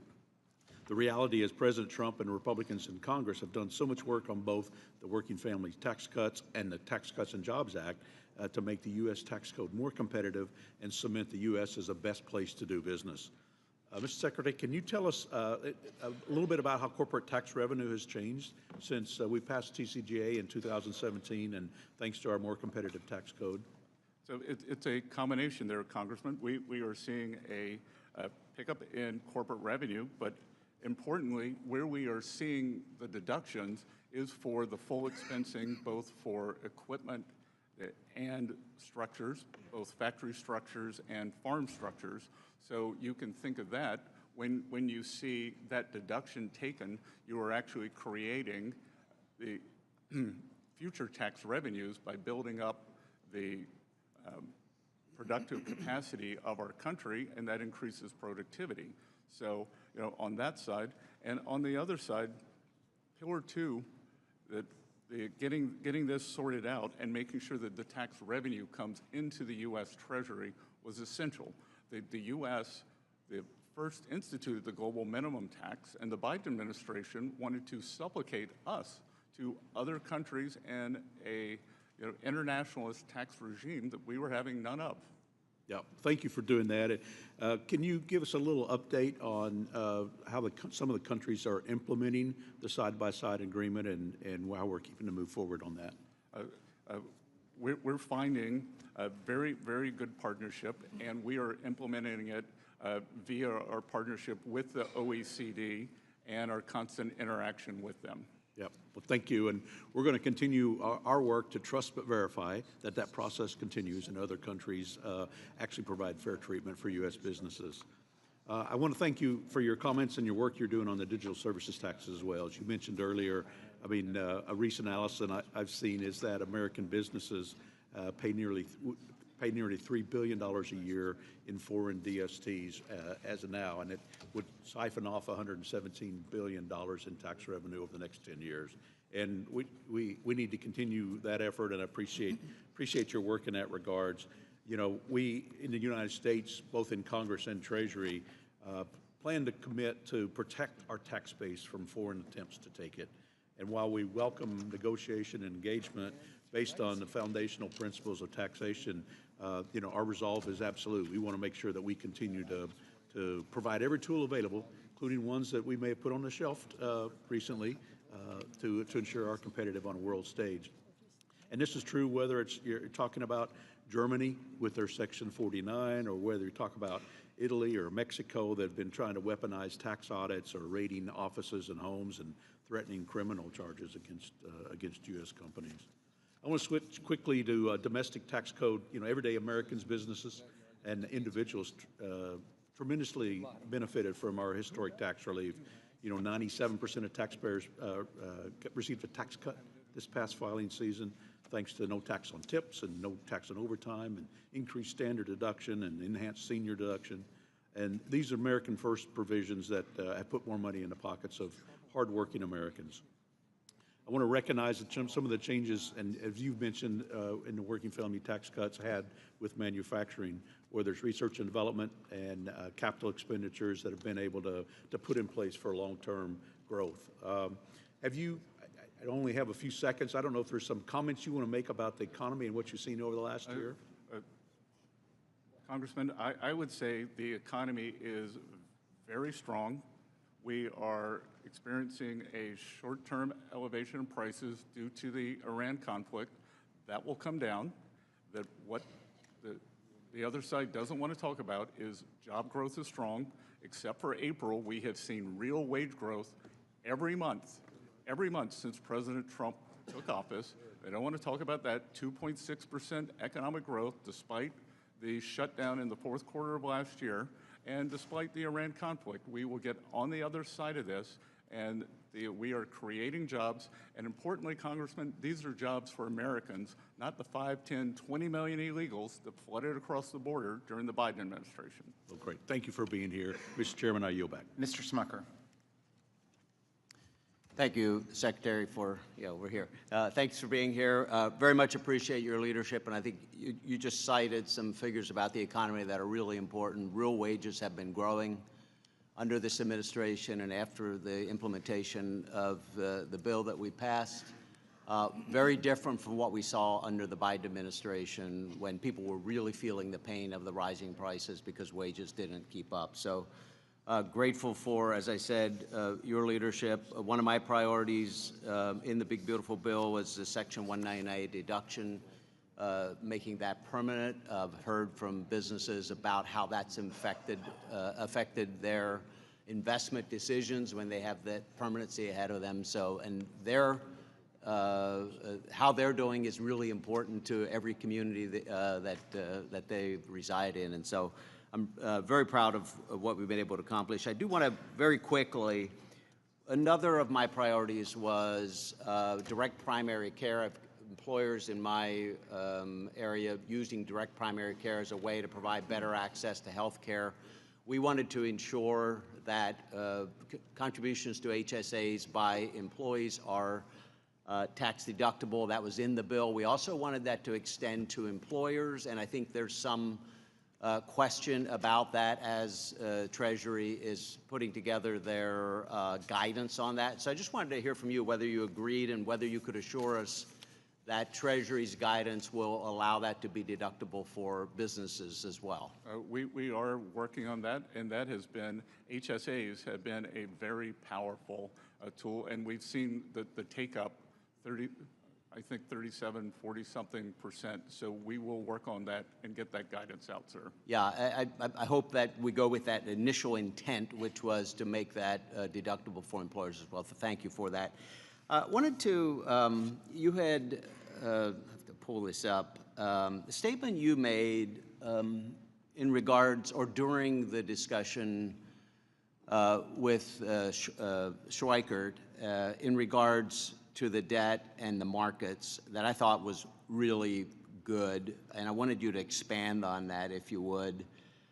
You said, and I maybe paraphrased just a little bit, but to assure that we have a regular and predictable issuance and cadence, people who are buying Treasury bonds, whether it's U.S. households or foreign central banks, they have to be assured that we're serious about getting our debt and deficit numbers under control. I know you really care about this.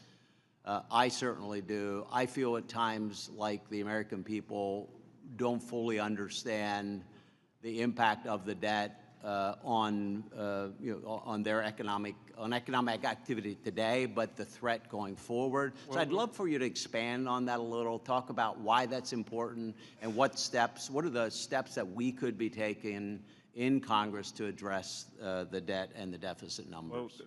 Well, let's look at a little bit of history. And this is MIT's numbers, not my numbers.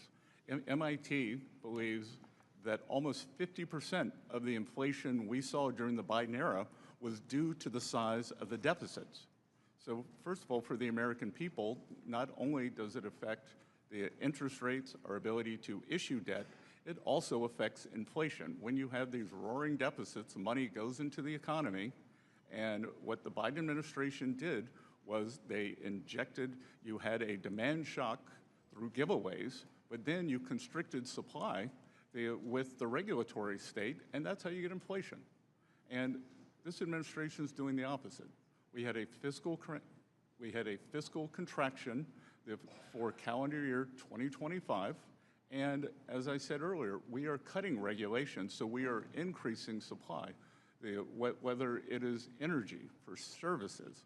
So that is why core inflation is down more than 0.5% since President Trump came in.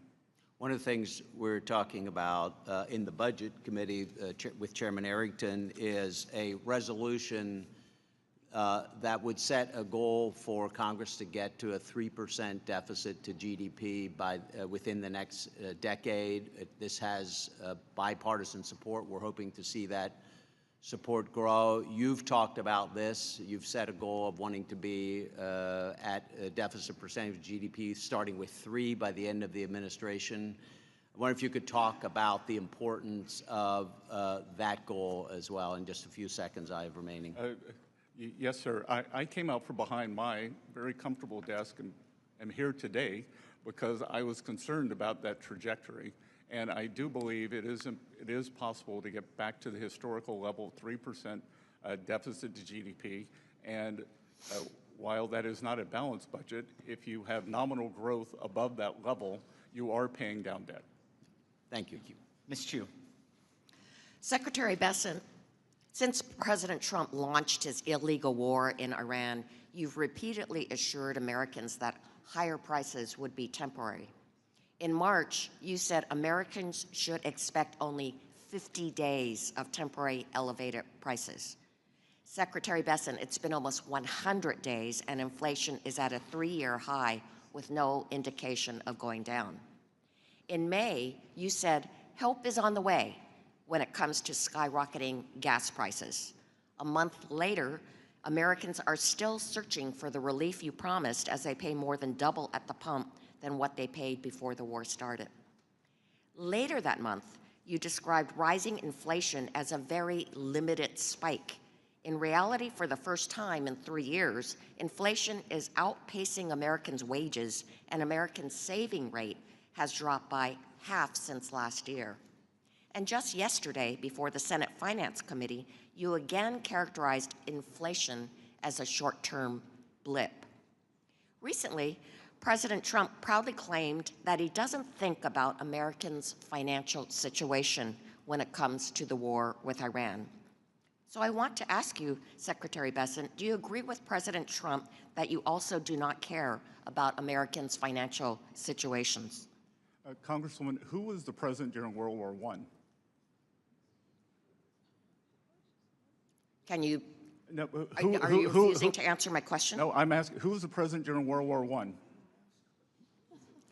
I don't know, but clearly you are not answering my question. During World War I was. But let me tell you. So I'm clearly getting the idea that you do not want to answer whether you agree with President Trump that you do not care about Americans' financial situations. President Trump does care about Americans' financial situations. Well, he actually said that he doesn't. No, that is a truncated thing, like everything is, that he is future-proofing, because I can tell you Americans' financial situations would be devastated if Iran got a nuclear weapon and there was a permanent shutdown of the flow of energy out of the Middle East. Well, then let me ask you, was your prediction... I promise you that I'm taking my time back. I will promise you that President Woodrow Wilson, who was president during World War I, the Germans did not attack us. That he got into that. It was Well, a you're war- not it was- answering it the was a question, war so of let me ask principle, this. And I guarantee Was your you, prediction President that Americans Woodrow would Wilson face felt the same only thing, 50 days Congresswoman. of temporary elevated prices wrong? You said that Americans would face only 50 days of temporary elevated prices. Was that wrong, since actually, of course, we're at 100 days now? How much have gasoline prices come down from the peak? 7%. Crude prices are down more than 20, and gasoline prices follow crude prices. Well, then reclaiming my But time, those are inconvenient facts. reclaiming my time, gas prices are up by 50% since Trump war started and up nearly 30% from last year. Diesel and jet fuel prices have risen even faster because refining markets are strained. Utility costs have soared due to higher natural gas and fuel input costs, and that means commutes, home heating and electricity, airline tickets, and delivery fees are all more expensive. And how about grocery prices? They jumped more in April than they did in nearly 4 years since when Biden was president. Beef is up by 15%, tomatoes are up by 40%, bread and milk are up 8% and 5% compared to 3 months ago. And it's those lower income households that are hardest hit by Trumpflation. They're forced to cut back on spending. I know it's an inconvenient. Excuse me, it's I my know time, it's an but inconvenient fact, but I know but that it'd be hard for a food billionaire prices like you are to up. imagine how these lower income households would be hit by inflation. And in fact, Trump said he couldn't care less about higher car prices for Americans. Do you agree with that statement? I believe that food prices are up food at home, 2.5% since President Trump took office. I know that's an inconvenient fact for you. You're from California. Maybe you care about avocado prices. Maybe you want them higher, but they're down 19%. Well, all you have to do is to go to the grocery store to see that beef is up by 15%, tomatoes are up by 40%, and bread and milk are up by 8%. You don't get to pick and choose. It is a basket, and the basket is up 2.5%. During the Biden era, it was up 5% Well, a year. you paint such a rosy picture. 5% a year. But I think Americans are not experiencing this rosy picture that you paint. They are asking, are my wages keeping up with costs? Can I afford the things that my family needs? And I'm afraid the answer is no. I'm afraid you're incorrect, because we had real wage increases every month since President Trump took office, except for the month of April. So I know the facts don't align with your narrative, but please, you're entitled to your opinion. Your narrative is not lining up with what you're Americans are experiencing right now. You're entitled to your opinion, not your own facts. I yield back. Mr. Hearn. Mr. Secretary, it's good to see you. Thanks for being here. Great to be here. And I can see you're talking a lot about the facts. The facts are, is during the 4 years of Joe Biden, we had a 25% increase in prices. No way did the wages keep up during that time. The highest gas prices we've seen in the last decade were under Joe Biden, but my colleagues have gotten amnesia. But almost a year ago, Mr. Trump signed the working family tax cuts into law and preventing the largest tax increase in American history. And I want to thank you, Mr. Secretary, for your hard work and for your partnership in getting that across the finish line.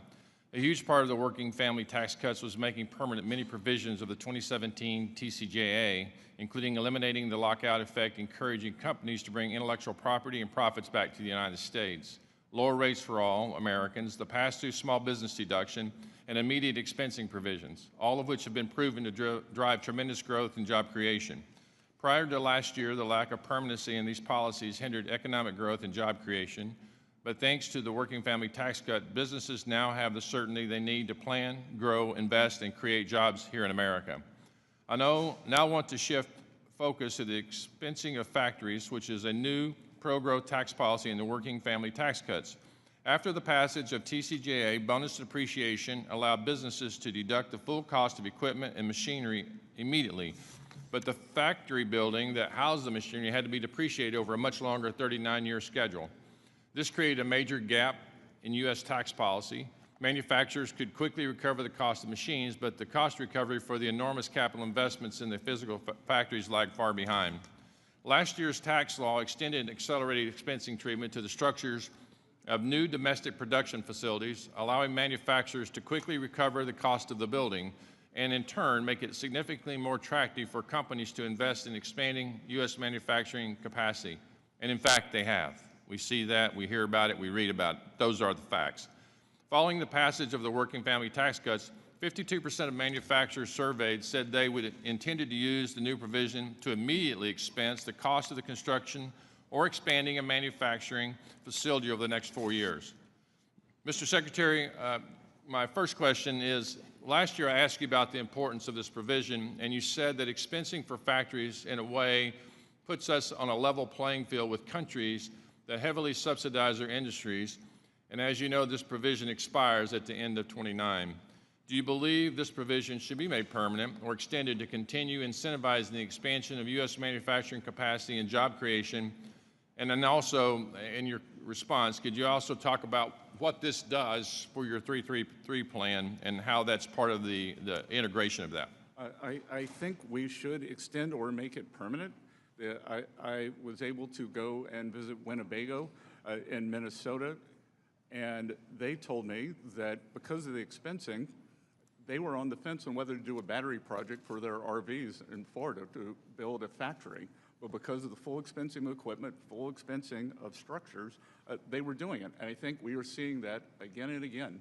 But Congressman, what is very important here, and I don't think people really understand, we are creating productive capacity here.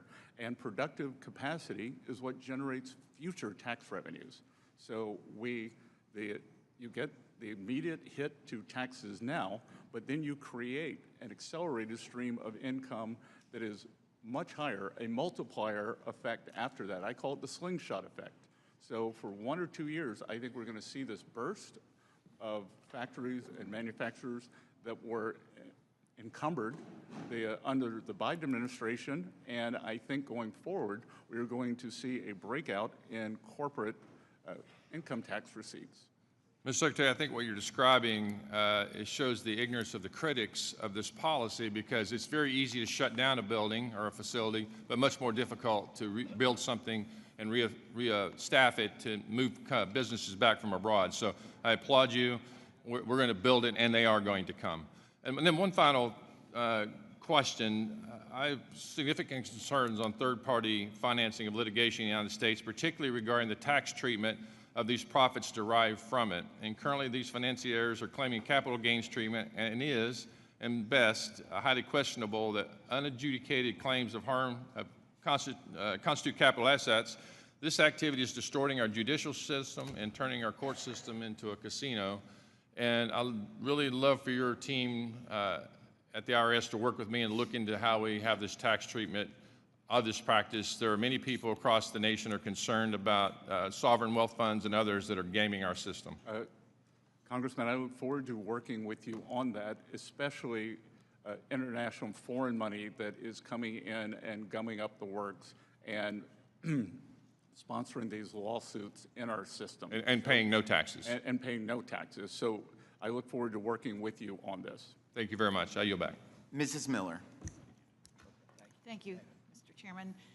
Secretary Bessent, thank you for being here today. I've found it a little disturbing, the animosity and lack of decorum from some of the members of this committee. Common courtesy takes us a long, long way.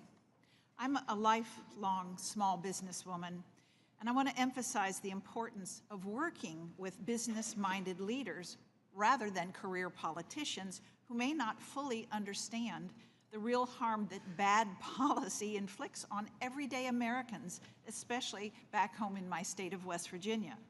The Working Families Tax Cuts provided much relief to our families, our farmers, and our small businesses across the country, and it fulfilled President Trump's promise of tax relief and certainty. One of my priorities has been saving the Gig Economy Taxpayer Act, which repealed the Biden administration's harmful 1099-K reporting threshold of $600, and it restored back to the proven standard of $20,000 and 200 transactions. Can you speak to how much of an effect that this policy had on the tax filings of our hardworking Americans? Well, I think that just speaks to the Democrats. They're not the party of Main Street.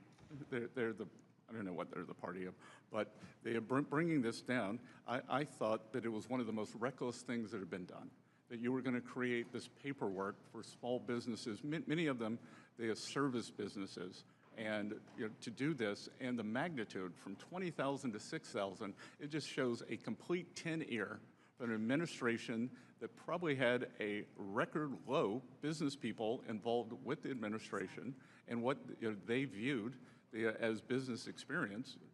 So I think realigning that for Main Street and small businesses was essential, and we have seen no effect at the IRS in terms of the revenues from that. That's right. If anything, it's better. In your testimony, you mentioned President Trump's signature new tax cuts, and specifically the no tax on overtime provision, which rewarded hourly workers by allowing them to deduct up to $12,500 or $25,000 for married couples. This pro-growth policy has helped expand domestic manufacturing in our country and helped hourly workers keep more of what they earn. Have you seen that the no tax on overtime policy benefit our tax filers this past tax season? Representative, I was with President Trump on April 15th in Las Vegas for a rally for tax day for his signature policies, and he asked for a show of support from the crowd. And we were at the home of the service and the tipped income. And actually, the no tax on overtime got a bigger ovation than the no tax on tips. And it's the American way. We had the 75% of the filers make under $100,000, 90% make under $200,000, and the average deduction was $3,100. And it's the American way. If you want to work harder, you get to keep more of your take-home pay. I was with a group of small business owners out in California near the Reagan Library, and they love it. I was in a local Italian restaurant there. The owner loves it because he was having staffing problems. So now he has experienced staff, he's happy to pay the overtime, and the employees are happy to work the hours. Very much so. Thank you so much. I yield back my time. Thank you. Before I recognize the gentlelady from Alabama, I want to inform members that at the request of our witness, I intend to call a brief recess following Ms. Sewell's questions, and I now recognize the gentlelady for 5 minutes. Thank you, Mr. Chairman. Mr. Secretary, you promised the American people that the big, beautiful bill would lead to big economic boom for the American people. In a statement you made on July 3rd, 2025, after the passage of the so-called One Big Beautiful Bill, you said that the legislation would unleash growth in the American economy. Republicans pledged that it would stimulate economic growth and lead to an additional $2.4 trillion in government revenue. However, the most recent GDP data shows that the economy barely grew in the last quarter of 2025 at a rate of only 0.5% and continues to fall below expectations in the first quarter of 2026. Time and time again, you told the American people not to believe their own eyes or what's in their bank accounts. While families have been hit with higher costs from Trump's illegal tariffs and his costly war on a war of choice in Iran, this administration continues to insist that the economy is thriving. The reality, sir, especially for the folks that I represent in Alabama, is that you forecast a 5.4% growth in GDP for the fourth quarter 2025 and only delivered a 0.5% growth. The reality is that wages have fallen behind rising inflation and that job growth dramatically slowed down since Trump took office. Mr. Secretary, I'm asking you rhetorically the following questions.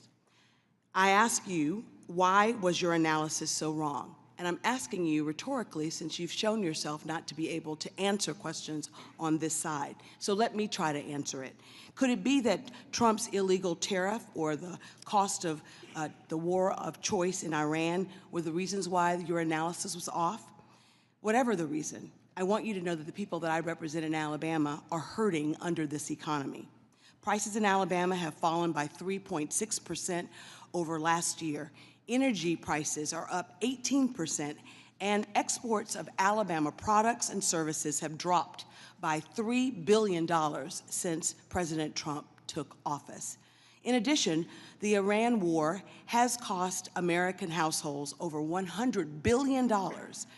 Grocery prices are rising faster than any time in the last 4 years, and gas is over $4 a gallon in Alabama, where last year it was only $3 a gallon. Mr. Secretary, your economy, this economy under this administration is failing the American people, and we can and must do better. My second question, or my second topic I'd like to discuss is what's going on. Sir, I haven't asked you one single question. I will point out Mr. Chairman, I asked to reclaim my time. I'm not asking him a question. I'm stating facts. You're not stating facts, you're stating opinions. Mr. Secretary, Black and brown Americans feel like they are under attack by this administration. President Trump has ordered state legislators across the country to redraw maps to dilute Black political representation. Moreover, Trump has weaponized the DOJ to go after groups like the Southern Poverty Law Center because of the work that they've done to expose white supremacy groups that are often supporters of President Trump. I am asking you, sir, that if the IRS plays a role in these cases, I ask that you ensure that the IRS is not improperly influenced by the president or this administration during the duration of that case, and I trust that you will make sure that that does happen. Lastly, Representative Davis and I sent several letters to the IRS, and I think that Representative Davis, during his questioning of you, asked you about it. This most recent tax season was the first time that the president signed an executive order in September of last year that ceased paper refund checks from being issued. This decision to upend paper checks has led to a significant delay in refunds for those taxpayers. And I understand in your response to Mr. Davis, you said that 95% of those that receive their refunds get them electronically. Well, I represent the 5% that do not have access to electronic repayment. Those folks need paper checks, and they need their refunds now. I trust that this administration will do all that it can to make sure that all Americans, irrespective of whether they're unbanked or have access to electronic payment, that they get their refunds. And Mr. Davis asked a question that you didn't answer, but I'd like to answer it for you. We're asking that you and your office, that the Treasury Department, work with us to make sure that our constituents get their refund checks. I will commit to do that. Thank you, sir. I yield back the balance of my time. That was the first I've seen. And to be clear, that number 5.4% was the Atlanta Fed GDP now, but I know that's inconvenient.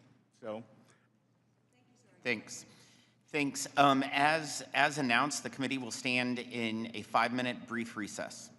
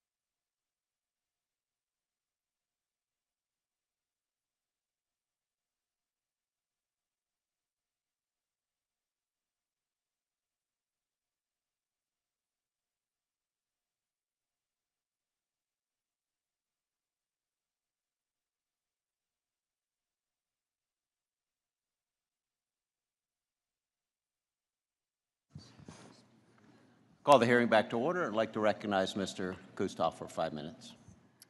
Thank you, Mr. Chairman. Thank you, Mr. Secretary, for appearing today. I do want to thank you for your service and for your leadership in the Working Families Tax Cuts, the One Big Beautiful Bill, which I think is one of the most significant pieces of legislation that we've produced in this institution in a long, long time. If I could, and I know that you've been asked earlier by Congressman Buchanan about Section 199A, but I would like, if I could, to go a little bit further with you on that. Obviously, we made permanent in the One Big Beautiful Bill of the Working Families Tax Cuts Act a provision that gave a 20% deduction for those small businesses. When we looked and were considering the policy, of course, we had given a permanent deduction or rate for those C Corps at 20%, 21% rate, but we were looking at parity as it relates to those small businesses. First, if I can ask you to give, in your opinion, the effect of the permanency for those small businesses and for the pass-throughs. And then secondly, if I could ask your opinion about a bill that I've introduced, the Small Business Tax Cut Act, which would actually increase that deduction from 20% to 23%. Congressman, we are clearly the party of Main Street, and nothing is more Main Street than putting small businesses on par with big business. And what we are seeing is the great certainty. For many people in small businesses, many of them mortgage their homes for these businesses. So it is the certainty that enables them to invest, to hire people, to plan for the future. And I think we are going to see that. The other thing that we are doing at Treasury is trying to unleash our small banks, because small and community banks are the lenders to these companies. So we believe that for many years, regulation was not tailored, and the small banks, it was too big to fail. Small banks became too small to succeed. So I think the combination of the certainty and the Main Street lending, we're really going to see the flourishing. Good. And would there be a benefit to small business to raising that deduction from 20% to 23%? We're happy. Our Office of Tax Policy is happy to engage with you and your staff on that, sir. Thank you very much. Mr. Secretary, as it relates to rates and yields, think about the bond market. And I was looking at some quotes from the Clinton era, specifically James Carville, if I could quote him. This is him talking about the bond market. He said, "I used to think that if there was reincarnation, I wanted to come back as the president or the Pope or a 400 baseball hitter. But now I'd like to come back as the bond market. You can intimidate everybody." And then a second quote from President Clinton to your predecessor, Secretary Rubin. He said, "You mean to tell me that the success of the economic program and my reelection hinges on the Federal Reserve and a bunch of blank bond traders?" Let me ask you, if I can, to give maybe some certainty or some clarity to those bond traders, those in the bond market, and the relative state of our economy. The state of our economy is strong. We are having a short-term level increase in price levels. We will get to the other side of those, and I defy this side of the aisle to tell me what is wrong with our economy. We've had 2.6% GDP growth per quarter since President Trump came in, and that's despite the Democratic shutdown in the fourth quarter and this conflict that we're going through. So I'm very optimistic on the other side, and it is my view, and we are going to push this, the U.S. will be hosting the G20 this year, and we have the leadership that the biggest threat to financial stability is a lack of growth. And I believe that we can grow well in excess of 3%, given the deregulation and great tax policy. So, and Congressman, back to your initial question, it's all about certainty. so we have permanence. If you want to come, if you're an American or a foreigner, come to the U.S., build your business, you have tax certainty, you have energy certainty, you have regulatory certainty, and that all flows back into the Treasury. And what comes into the Treasury is stability. We had a fiscal contraction for 2025, and everything we are doing now is creating more productive capacity that will be tax revenues down the road. Thank you, Mr. Secretary. I'll yield back. Thank you. Now I'd like to recognize Representative Stubbe for 5 minutes. Thank you, Mr. Chairman. Mr. Secretary, thank you for being here. Families in Florida are still focused on affordability: groceries, housing, cars, childcare, and day-to-day bills. Treasury's new analysis shows the working families' tax cuts are delivering relief through policies like no tax on tips, no tax on overtime, the enhanced senior deduction, which is huge in my district, and the expanded child tax credit, and no tax on car loan interest for American-made vehicles.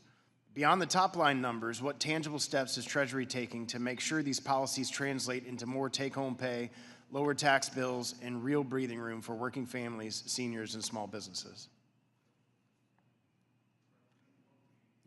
Your mic. Representative, what we did was we had about 98% last year of online filers, and we made sure that they got their refunds within 21 days.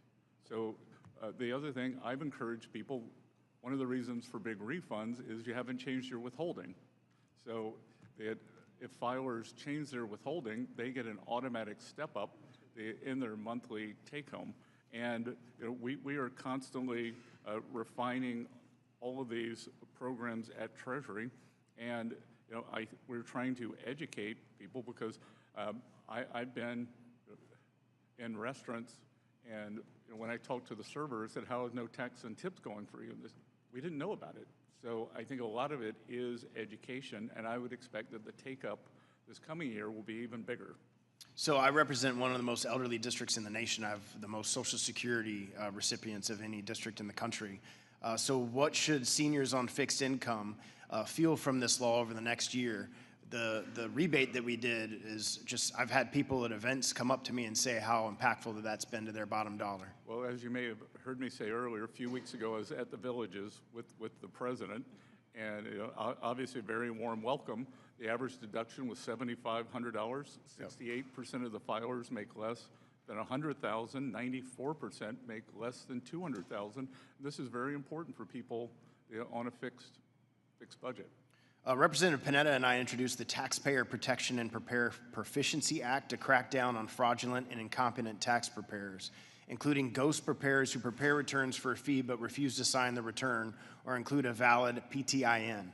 For a taxpayer who did everything they thought was right, it can be devastating to later find out that their preparer inflated deductions, claimed credits that they did not qualify for, or disappeared after the filing.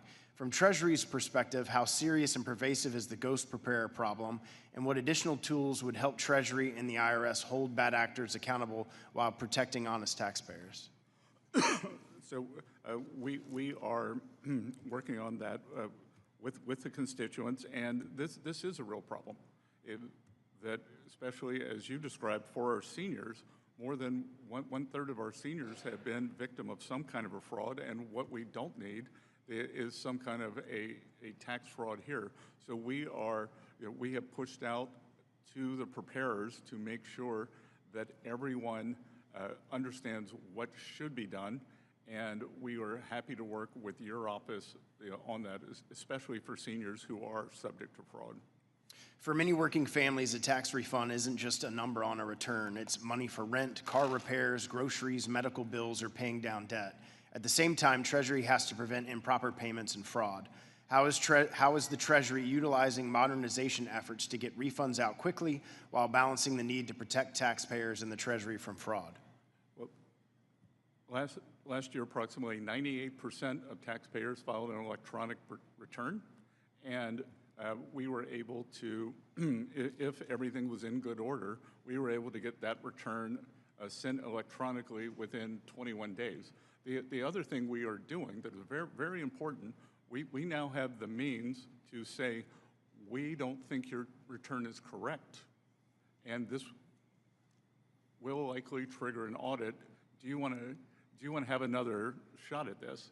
And that is very helpful in terms of, down the road, in terms of the number of audit cases, and for taxpayers who they or their preparer may have made an honest mistake. In the 20 seconds I have left, is there anything that you haven't had an opportunity to address from the lies from the Democrat side that you'd like to address in this time? Again, we've got a temporary inflation spike. Groceries, as the Democrats, or many people like to say, it's up 2.5% since the president came to office. We work on this every day. The underlying economy is very strong. The jobs numbers, they are good. Construction jobs are up. And what I want to say, Congressman, is these are private sector jobs. Private sector jobs. We could have started any government program and put 1 million more jobs on the board. That it's private sector jobs that enables Americans to have real wage increases. And every month, except for April, Americans saw real wage increases. That's a great point. Thanks for being here. And thanks for all your good Gentleman's work. time has expired. Recognize Ms. Moore for 5 minutes.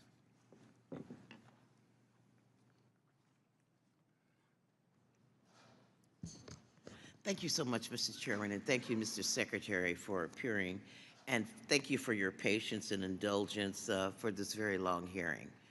I just don't want to get into a big fight with you, sir, but I would have to agree with one of my colleagues that spoke earlier. These are some Dickensian times, and for some people, that these are the best of times. And we have heard you reiterate over again about how strong the economy is, how this inflation is very short term, how job growth to you looks promising. Good thing the jobs reports comes out tomorrow instead of today. Representative, I wish it had come out today because okay. I don't have any prior knowledge, so I don't want to move the market. Okay, so I guess, when our colleagues like to attribute the president's confidence that he shouldn't worry about the financial stability or the financial ability of Americans, and your notion is just sort of a little blip, this inflation, that people should not be taken seriously, I guess we would have to say that you agree with the president that our economy is strong and that we shouldn't worry about people's situations. Is that the conclusion I can reach? No, my conclusion is that we understand that things are challenging now because of this conflict, and we will get to the other side of this, but the underlying economy is quite resilient. Okay, well, good. Well, we've heard this before. And it's the worst of times, because, 76% of Americans are feeling the 40% increase in utility costs. You mentioned groceries, and I guess it just depends on what kind of basket of food you choose. You better not choose something like beef or something. If you're getting, some of the ramen noodles or something, I guess that won't affect you as much. But these are the worst of times for a lot of people, excuse me. And what we have found, and I'd like to place in the record, an article I found without objection, which really indicates, and maybe it's no fault of this president, but in fact, wages are growing at a much slower rate than inflation. And if we look at data going back to even, the beginning of this century, we'll see that that inflation is really eating up about all of the economic benefit people have, and people are experiencing that. When your utility bill goes up 40%, we've already paid, 48, just since this war, this blip, people have paid $43 billion more in gasoline costs. And people are feeling some pressure from that. I want to just change the subject, Mr. Secretary, and talk a little bit about the tax credit for the private school fund. And this is a bill where, this is a program where a taxpayer can get a 100% tax credit for providing monies to the, what do you call these organizations, the school granting organizations. What other tax credit do we have where people don't have any skin in the game? They get a 100% tax credit for their participation. I just want to be reminded of it because I don't know. Again, I don't know why you think there's no skin in the game, because this can go to students in public schools for tutoring. It can go to handicapped students. Well, I guess kids in public school don't pay tuition, and so I don't know how. If you wanted to hire a tutor for your child, that you could do that. But I guess I'm talking about the taxpayer, sir. So I'm talking about me as a taxpayer. If I want to provide money to a school, and say it's a school, let me get to the point. What if I want to donate my money to a school that doesn't follow any of the civil rights protections? I don't want to admit LGBTQ students. I don't want to admit black students, or what would, and I'm going to get a dollar for dollar tax credit for that. What other tax credit program do we have that's similar to that? Almost nothing. Nothing. And many of these are for religious schools, ma'am. Exactly. And so this is sort of an inequity we're building into the system. And my time has expired, but I just want the record to reflect that this is an inequity where we're circumventing the state's rights. Gentlewoman's time expired. Well, will you indulge me? I couldn't disagree more. Yeah. Okay, I have a unanimous consent request to put these materials in the record, Mr. Chairman. Without objection, I'd now like to recognize Mr. Fitzpatrick for 5 minutes. Thank you, Secretary Bessent, for being here today. We appreciate it. Sir, since the beginning of Russia's war with Ukraine, many of us have worked to make it unmistakably clear that Russia's illegal campaign of aggression will not be normalized nor rewarded. And that is why several of us have continued to advocate for sanctions that will put economic pressure on Russia and ensure that any peace agreement is durable, is real, and is agreed to by the government of Ukraine. Last year, a large bipartisan group introduced something called the Peace Through Strength Against Russia Act, comprehensive legislation that mandates sanctions on Russian officials and entities supporting Russia's defense, energy, and transportation sectors. This bill would close loopholes, fueling Russia's war economy, targeting Russia's energy leverage, and impose sanctions for war crimes, including the kidnapping and wrongful deportation of Ukrainian children. It establishes a 500% tariff on all imports from Russia to the United States, as well as on products from any nation which continues to enable this war through the purchase of Russian origin oil and natural gas.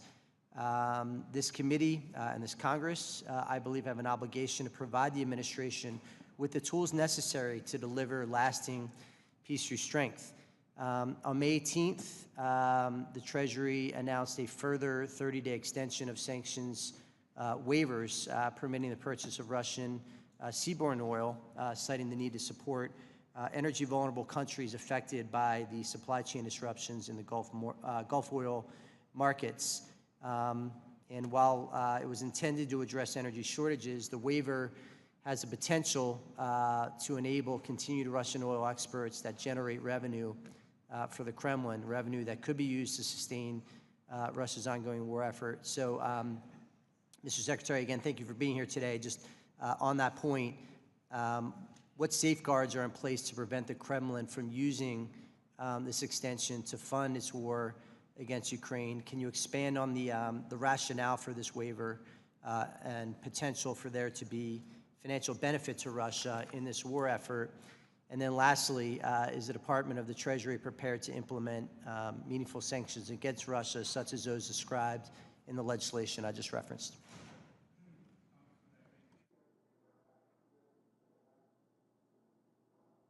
You have to step back and think, are you willing to put a 500% tariff on China?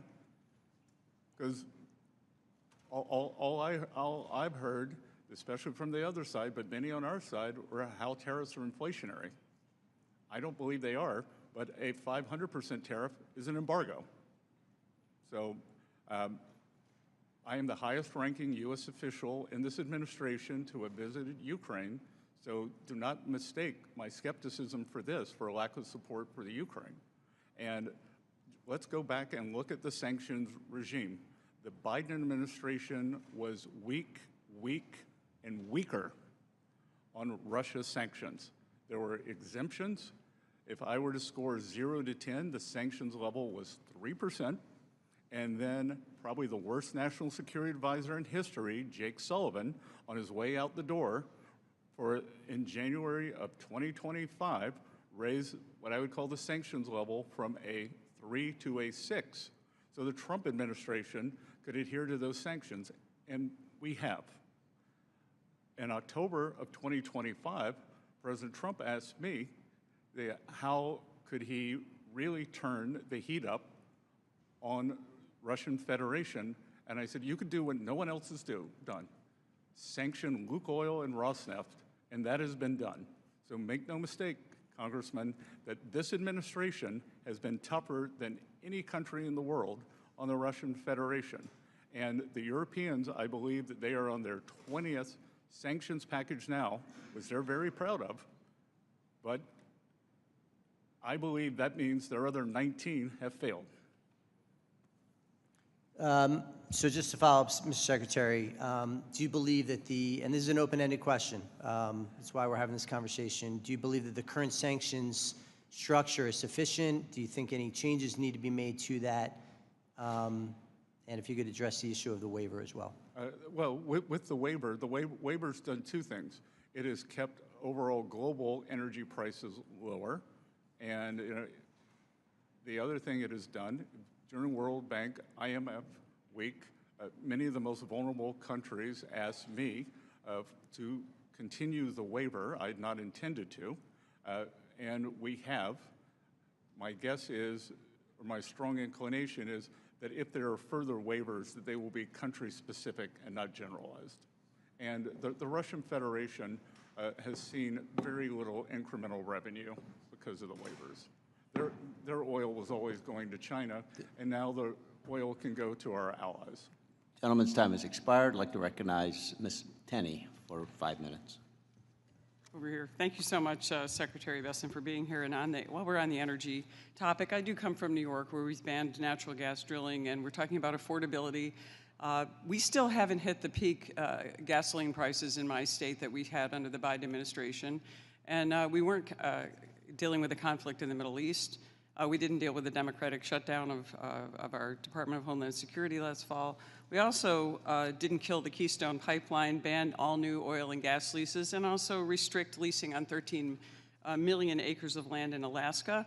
And the Biden administration was only able to bring prices down by releasing 50 million gallons in November of 2021, another 180 million gallons, a million per day in March of 2022, and that was the only reason our gas prices came down. So as a New Yorker who's very sensitive about energy prices and really bad energy policy that's driving up the costs in our state, and you can look, I think if you looked at some of the stats you've put out, if you just took out New York and California, for example, the prices would probably be substantially lower on average, and actually your numbers would look even better. So I just want to say thank you for recognizing some of those things that I think my colleagues on the other side haven't seen.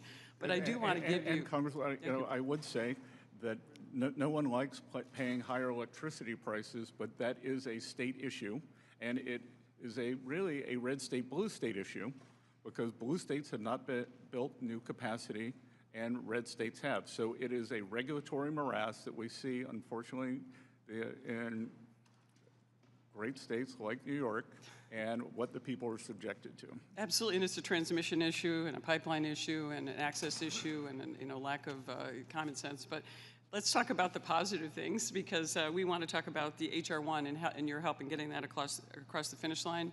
Obviously, it was a monumental piece of legislation building on 2017 tax cuts that I actually was in Congress for and voted for, and we are grateful to you and your department for making that happen. I also want to make sure and recognize, you talked about some permanency today, and I want to make sure that we recognize one of the signature pieces of legislation that I co-authored actually with my colleague, Representative Sewell, and it's the making the new markets tax credit permanent. as part of H.R. 1, and that was something we fought hard for, and it was very bipartisan. In my district alone, in upstate New York, which is way up in the rural areas, New York 24 stretches from the St. Lawrence Seaway all the way to the Niagara River. The New Markets credit has delivered over $38 million in total project financing, supported by over 350 full-time jobs, and has brought real investment to communities in our region that Washington often forgets, and we appreciate you for that. And the permanency also, it really helps our rural communities, especially low-income neighborhoods, and oddly enough, very similar communities that Ms. Sewell has in Alabama. So we want to thank you for that. And also want to just thank President Trump. The infrastructure's been significant. You talked about permanency and why that's going to be good for our communities. I do want to ask you a little bit, if we could just get into, when it comes to the implementation of New Markets, the Community Development Finance program and that fund. Can you just give us an update on that and where we are going to be with that in the future? In terms of the CDI? CDI, yeah, where we are with CDFI and how, and that looks like we're moving full speed ahead on that. Yep, so the OMB apportioned the funding for fiscal year 2025, and we had to restore accountability. Over the last year, my team has reviewed rhetoric, priorities, and we are getting CDFIs back to their core business. It's not going to be financial engineering. It's not going to be wasting taxpayer dollars. And we think that they are important when used properly. Like, one of the biggest financial frauds of last year, Tricolor, was the CDFI. So are we going to see, when are we going to see a timeline on that for our applicants? We know that, do we have is that coming out of Treasury?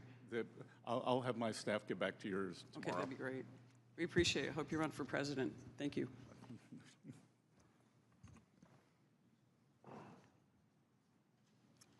Thank you. Now recognize Mr. Boyle for 5 minutes. Thank you. Mr. Secretary, a few days ago, the White House Director of National Economic Council, Kevin Hassett, said, and I quote, "People are spending more on gas, but they're also spending more on everything else, not just groceries, but restaurants and so on." I think that's a sign you see when people are optimistic about the future.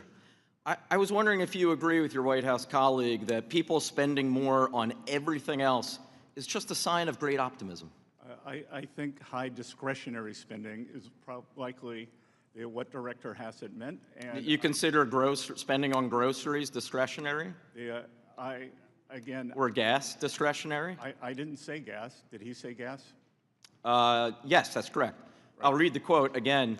"People are spending more on gas, but they're also spending more on everything else, not just groceries, restaurants, and so on." That's optimism. So the everything else would be discretionary spending, Congressman. Well, it would be. Well, I'll tell you what. Reclaim my time. I can settle how the American people are feeling about this economy because I have the data on it right here from Fox News just the other week. On the president and this administration's handling of the economy, 71% of the American people disapprove, including 40% of Republicans. On the president's handling of inflation, 72% disapprove. They disapprove, in fact, by a 3-to-1 margin over approval. So do you agree with the American people, or are they just wrong? The American people were torched under the Biden administration. Oh my God! I wish I had $1 for every time you or someone on the Republican side brought up Biden's name. If I did, I might have as much money as you have, Mr. Secretary. You would have lost 22% of your purchasing power because that's what happened. So the American people are wrong. The fact that by a 3-to-1 margin, they disapprove of this president and your performance on the economy. They're wrong. The Democratic House has 17% approval rating. No, I understand why you don't want to answer the question. So let me, I forgot to mention, reclaim my time, I forgot to mention, consumer sentiment is at an all-time low. So the numbers on the approval rating of this president of the economy are the lowest since the Great Recession. But in terms of consumer sentiment, which actually does measure whether or not people are optimistic about their future, the lowest in the history of a poll that dates back to 1952. Well, let's look at the underlying data. 2/3 of those are Democrats. The Democrats. Now, two-thirds of those polls, so Fox News, The Economist, all the polls are wrong. You're citing the University of Michigan. And there have been other surveys as well, but the Michigan survey. Who listen to this kind of twaddle, they vote in the single digits, teens, whatever. Republicans, they vote much higher, and that's how you get. I don't even know what you're saying, Mr. Secretary. No, I don't think you know what you're saying. I know what I'm saying. I'm citing the facts. Those are the facts that you have a problem with, Mr. Secretary. Well, let me just turn, since I only have 2 minutes left, let me just turn to this. I think it's unquestioned fact that in the 2024 election, President Trump, in my home state, the Commonwealth of Pennsylvania, and throughout the country, especially those 7 big battleground states, he promised the American people, and I quote, "I will lower costs on day one." Well, Mr. Secretary, as it turns out, today is exactly day 500 of this administration, and costs aren't any lower. They are higher than ever before. Inflation is rising. Gas prices are surging. Consumer confidence, again, has collapsed. And healthcare costs are going up thanks to the bill that you helped pass over a year ago. Why won't you just admit that this has been a failed presidency? Because the first step to turning this around would be admitting the problem. The 2.6% GDP growth, exceptional job growth in the private. That's the average since President Trump came into office. Real wage increases every month except for April. So if once again, inflation is eating away at the pocketbooks of the American people. I can tell you this: in the 30 seconds, reclaiming my time, in the 30 seconds I have left, when I was back home in Northeast Philly a couple days ago, and at a gas station, people were paying over $4.50 a gallon. They were feeling a lot of things, a lot of emotions. I guarantee you, optimism wasn't one of them. With that, I yield back. Thank you very much. Thank you. Thank you, and I'll recognize Mr. Murphy for 5 minutes. You know, memory is a wonderful thing to study. How we I think George Orwell called it memory holing. Yeah. So it's really hilarious, I think, actually sad and pathetic on another hand, that people don't remember. You know, I'm sorry that people get triggered when they talk about the former president, but 21% cumulative inflation during 4 years, which I think, maybe you're smarter than I am in this regard, contributes a lot to what's going on. Now, that said, I think it's actually pathetic that the other side of this dais places more concern about talking about gas prices. They didn't talk about gas prices during the last administration when they were higher, actually, than they were now. But they placed more concern about that than the fact that their children and grandchildren might get irradiated by a nuclear weapon one day. And we're actually finally doing something about that. I couldn't agree more, Congress. As someone with children who hopes to have grandchildren one day, President Trump is future-proofing this Iranian regime against having a nuclear weapon. And the short-term challenges that we are seeing now, it would be nothing compared to that. Yeah, and you know, I totally commiserate for those especially lower income individuals where it's harder right now. Absolutely, understand. But if we look back on one of the great historical lessons of Britain during the Battle of Britain and the things that they took on to save the fact that they didn't want to be destroyed by Nazi Germany, the same thing that we don't want to be destroyed by a radical Islamic regime, which is in their constitution to do so, then hardships sometimes are challenging. Well, I think the best analogy here is World War I, that Germany hadn't declared war on the U.S. We just knew that it was a menace, that it was a cancer that had to be stopped. And we have cut the head off the snake. Everyone should remember the number of Americans who have died at the hands of the Iranians since 1979. They are the world's leading sponsor of state terrorism, whether it's the USS Cole through their proxies, whether it was the barracks in Beirut, and on and on. And yet we had a vote yesterday, basically, that was applauded. Not so much, maybe it was anti-Trump, because everything's anti-Trump these days, but it was more pro-Iranian in so many different regards. Nothing against the Iranian people, but the Islamic regime wants to kill Americans, and has done so, as you point out, since 1979. Let me just pivot just a little bit question here, because I would love to have your thought about this. I hear time and time and time again from the other side that the rich are not paying their fair share. Can you tell me Did the working families tax cuts, was it something just for the rich?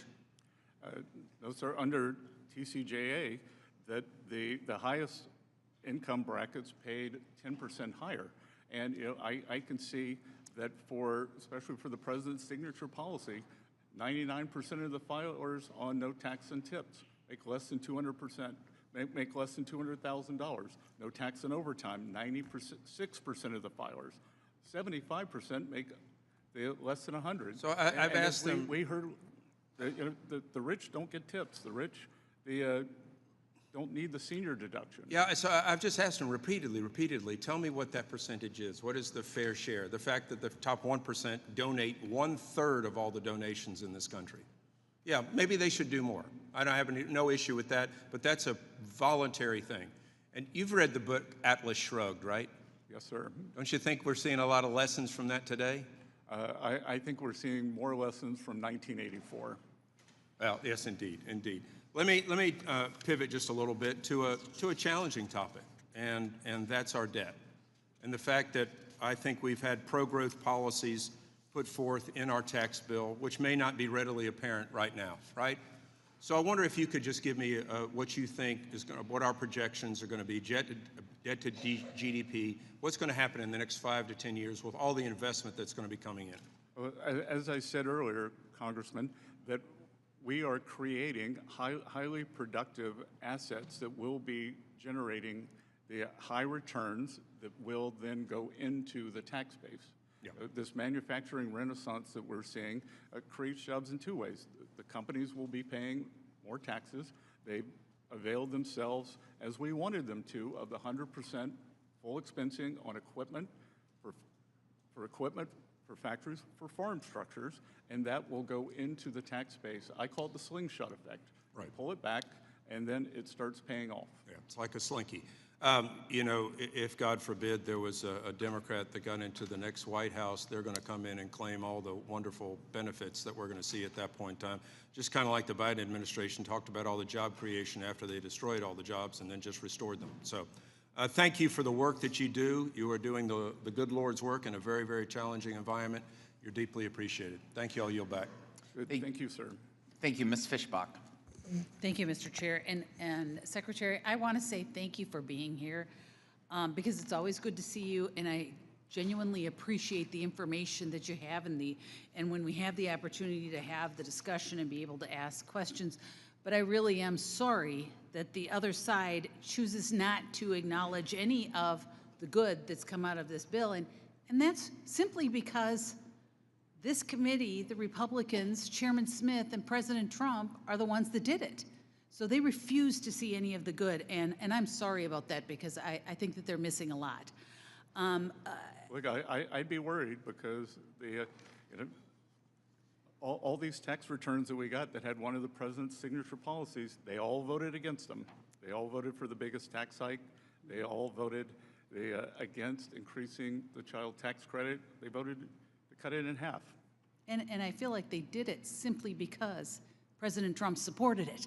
Simply and so, because. yep, absolutely. And I do feel sorry, and I am sorry about the fact that they believe that being rude is the way to have any kind of discussion, and that the only thing that they're seeking is social media clicks. And so I apologize for that because I not only your position, but also the information you're able to provide. And I think it's important that we have civil discussions as opposed to this kind of yelling at people and not letting them speak. So I apologize for that. But I just wanted to ask a little bit. My district is very rural, very family oriented.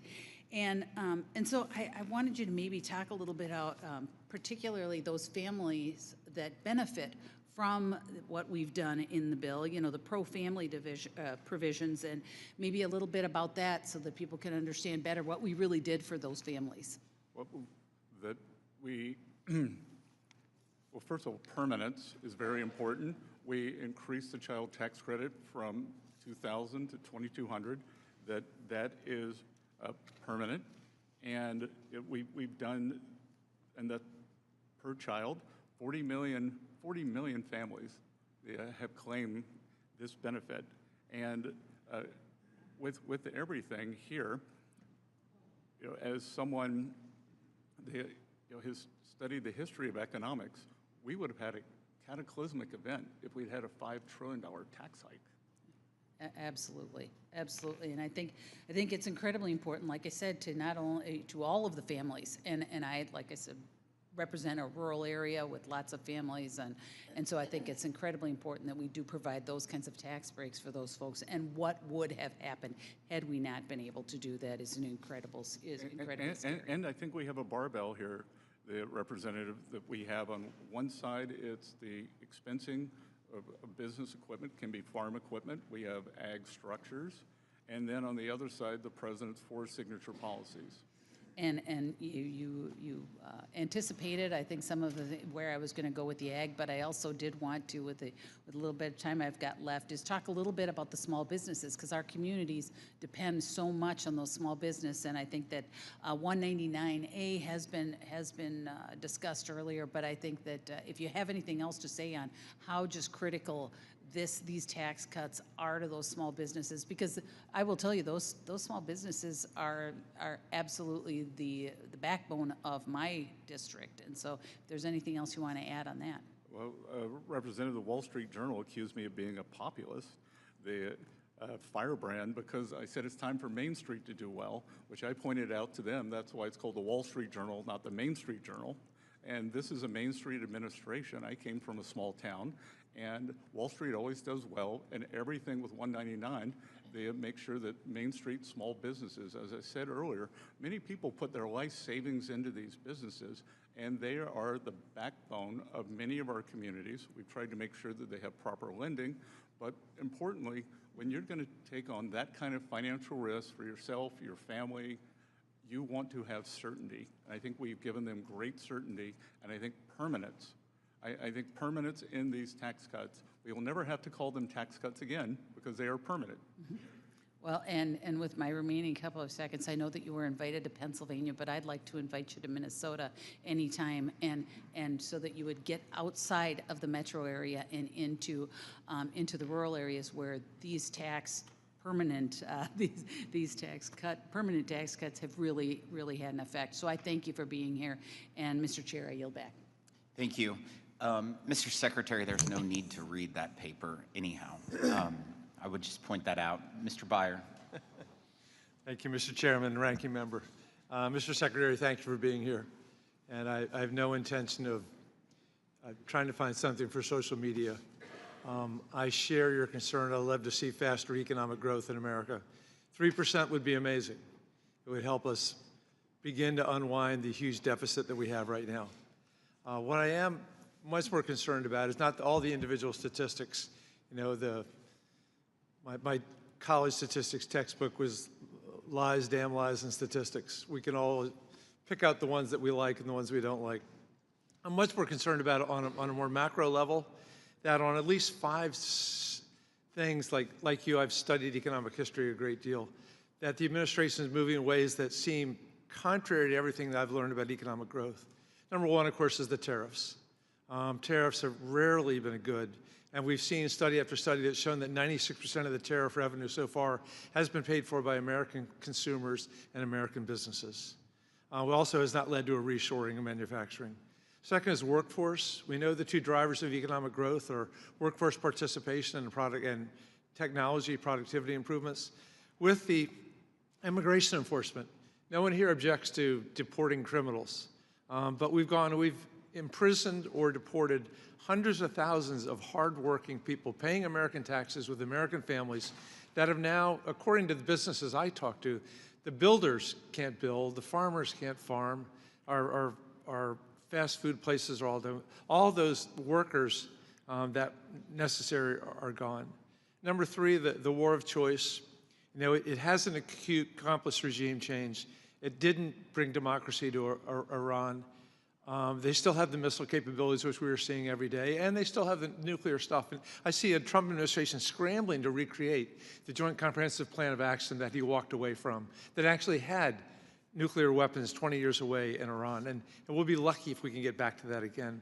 And then there's the disinvestment in research. You know, 20% cuts to almost all university research. National Science Foundation down 55%. The science departments at NOAA and EPA eliminated. cuts to NIH and CDC. And what we're seeing is the young scientists in America fleeing to Germany and to France and to England, places that they want them. You know, this is back to where does our growth come from? And then I think maybe the most damning thing, half of the growth last year, which by the way, according to the Federal Reserve is 2.1%, not 2.6. It was 1.6% according to the Federal Reserve in the first quarter of this year. Those are not anything like the 2.8 that we had in 2024. But that half of the GDP growth last year of that 2.1% came from data centers alone. Okay, there are 831 data centers right now under construction. You know, I live in an area that has half, 2/3, 3/4 of the data centers in America. You know, I am a big AI optimist, but I promise you, so many of the people that I talk to are hating the data centers because of the impact on water, the sound, the particulate matter, the electricity costs, and ultimately the fears about what all that AI may do to their privacy and their concern. So, you know, I want you to be successful because I'm an American and I love my country and I want to have 3% growth.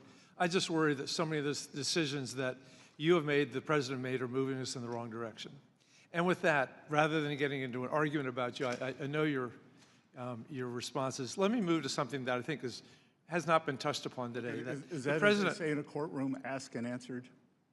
Oh, yeah, maybe. Yep. The president announced that he was appointing, you had plenty of chance today, that he appointed a businessman and current head of the Federal Housing Financing Authority with zero background in intelligence gathering and national security to be the acting DNI. Of course, I speak for many of us, we think that Mr. Pulte is wildly unqualified for this job and also has misused his limited authority as head of the Federal Housing Finance Association to manufacture bogus mortgage fraud cases against the president's enemies. But I know that you've had some interaction with him before. I think you said at the Finance Committee yesterday that you told him you were going to kick his rear end. But rather than going through an intensive search and vetting process, we look at you, who had to go through all that, who had to be vetted, voted in by the U.S. Senate. Doesn't it bother you as a Senate-confirmed, deeply vetted cabinet official that you're going to be asked to serve with a character like Bill Pulte? I think the president has chosen a great cabinet. I think he continues to. And I think that it's a false assumption. When you look at highly credentialized people, if I look, no one had more credentials than Jake Sullivan. And as I just said, I think he was the worst national security advisor of all time. Do you think the Afghan pullout was done in a good way? 13 people, it was tragic. 13 people died at the Kabul airport. He wrote a piece in Foreign Affairs magazine that they had to be redone online. I've still got the hard copy where he said everything's fine in the Middle East. And then we got October 7th. So I don't believe in credentials. I've actually made a lot of my money over the years betting against the status quo. And I think President Trump, you wouldn't have thought that a real estate developer could come down an escalator and become president twice. It had never been done before. I always point out that the Afghan withdrawal was done on Trump's timeline after it was negotiated at Camp David with Mike Pompeo. All right, Mr. Moore. Thank you, Chairman. This is a very important hearing, and particularly Mr. Secretary for being here. I want to commend the work that you and your staff have done over the last 11 months to implement the working families tax cuts. As a father of 4 and a representative from the youngest state in the country, I'm proud of the fact that we focus so much on supporting families and the next generation through an increased child tax credit, refundability of the adoption tax credit, and of course, the creation of Trump accounts. Mr. Secretary, Treasury has indicated that over 5.5 million Trump accounts have been opened. 5.5 million, with 86% of them linked to families making less than $200,000. Can you speak to what this investment in lower and middle income Americans and children will do for their future? Good. Congressman Moore, thank you for your leadership on this. I think that this is one of the most important benefits for young people, maybe since the GI Bill. 38% of American households have no exposure to our great financial markets. They believe that they are on the outside looking in. I grew up in a rural place in South Carolina.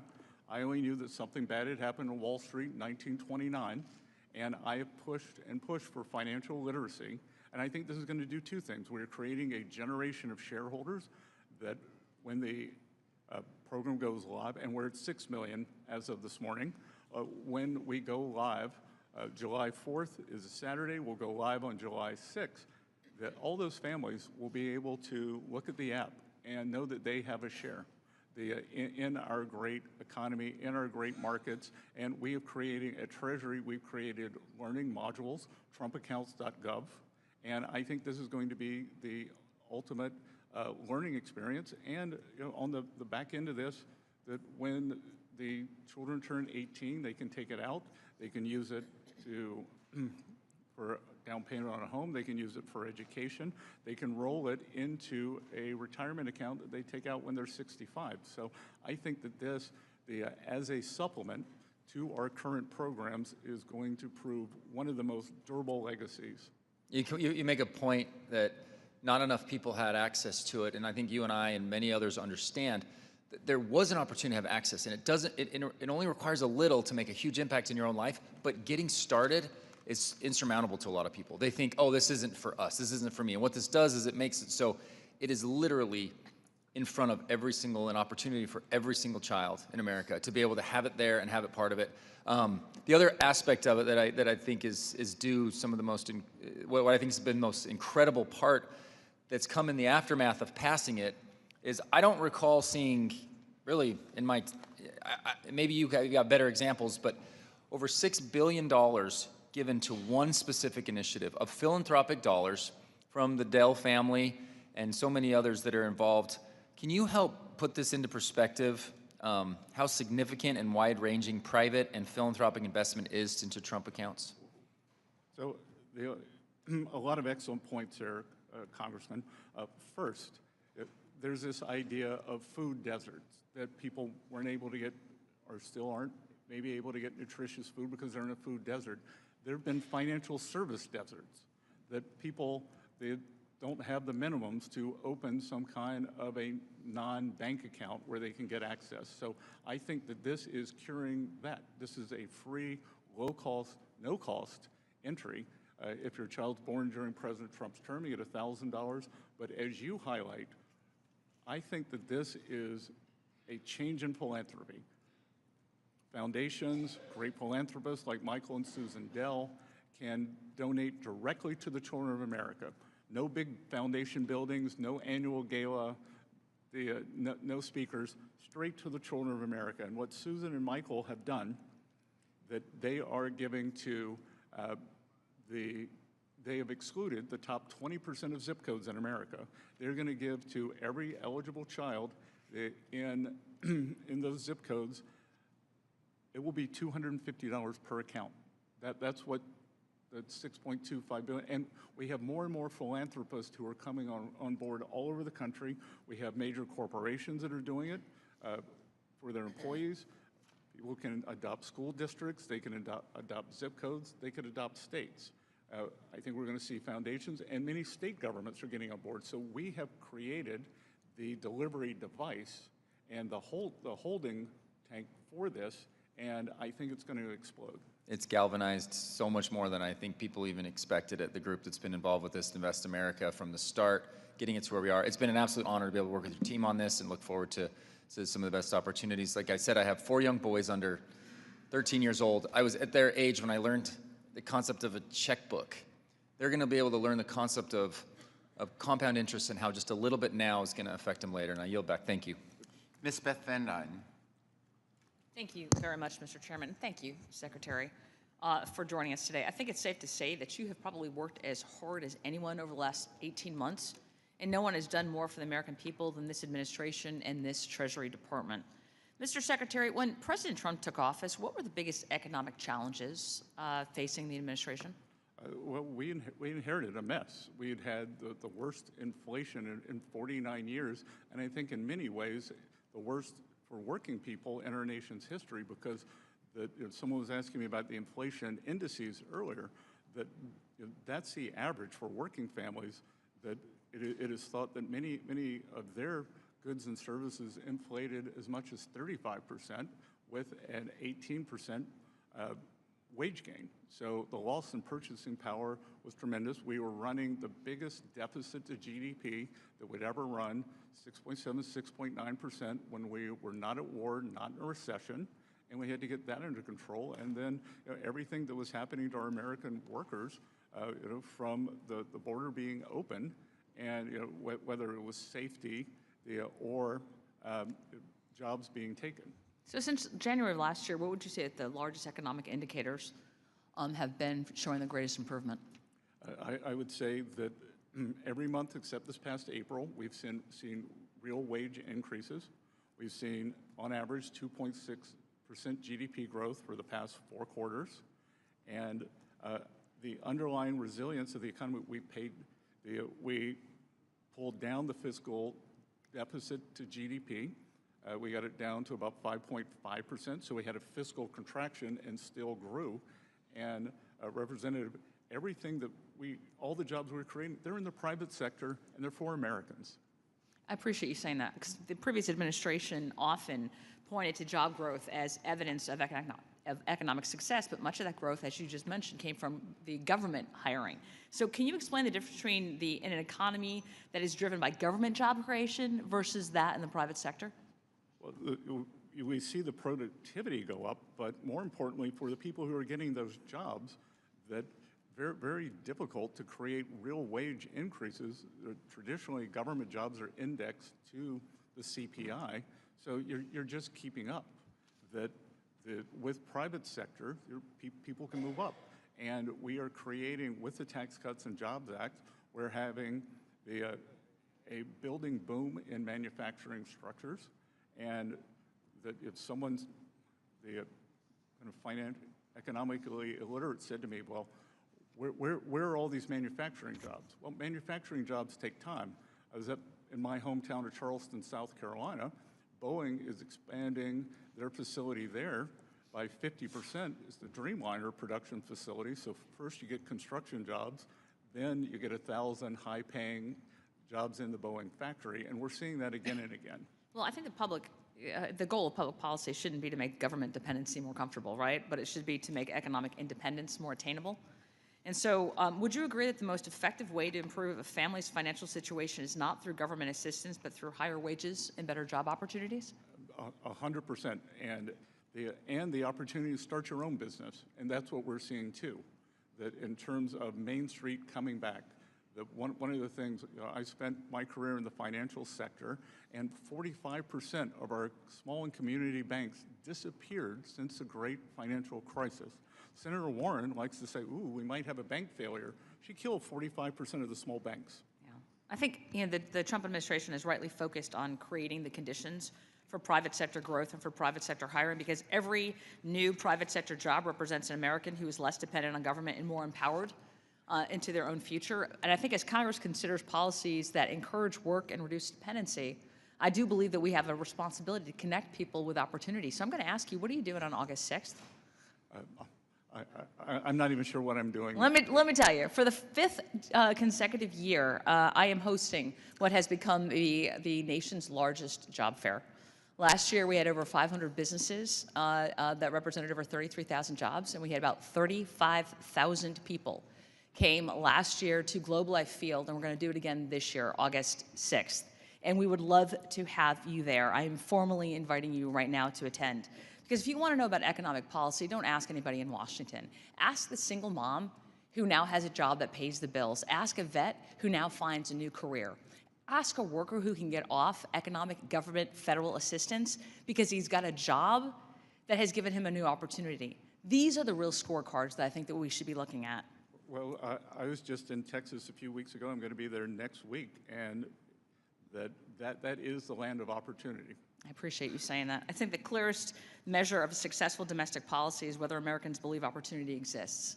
And I think on August 6th, over 35,000 people are going to walk into Globe Life Field looking for not for government assistance, but looking for jobs. And over 500 businesses will be there because they need workers. And to me, that's the strongest real-world indicator that President Trump's economic agenda is working. And with that, I yield back. Thank you. Thank you, Mr. Evans. Thank you, Mr. Chairman. Thank you for being here, Mr. Secretary. The Trump-Biden administration is failing at home and abroad. It is not smart investment for the future, and certainly isn't delivering on the affordability agenda American people deserve. The president's policy has left Americans paying more in food and gas and health care and electricity.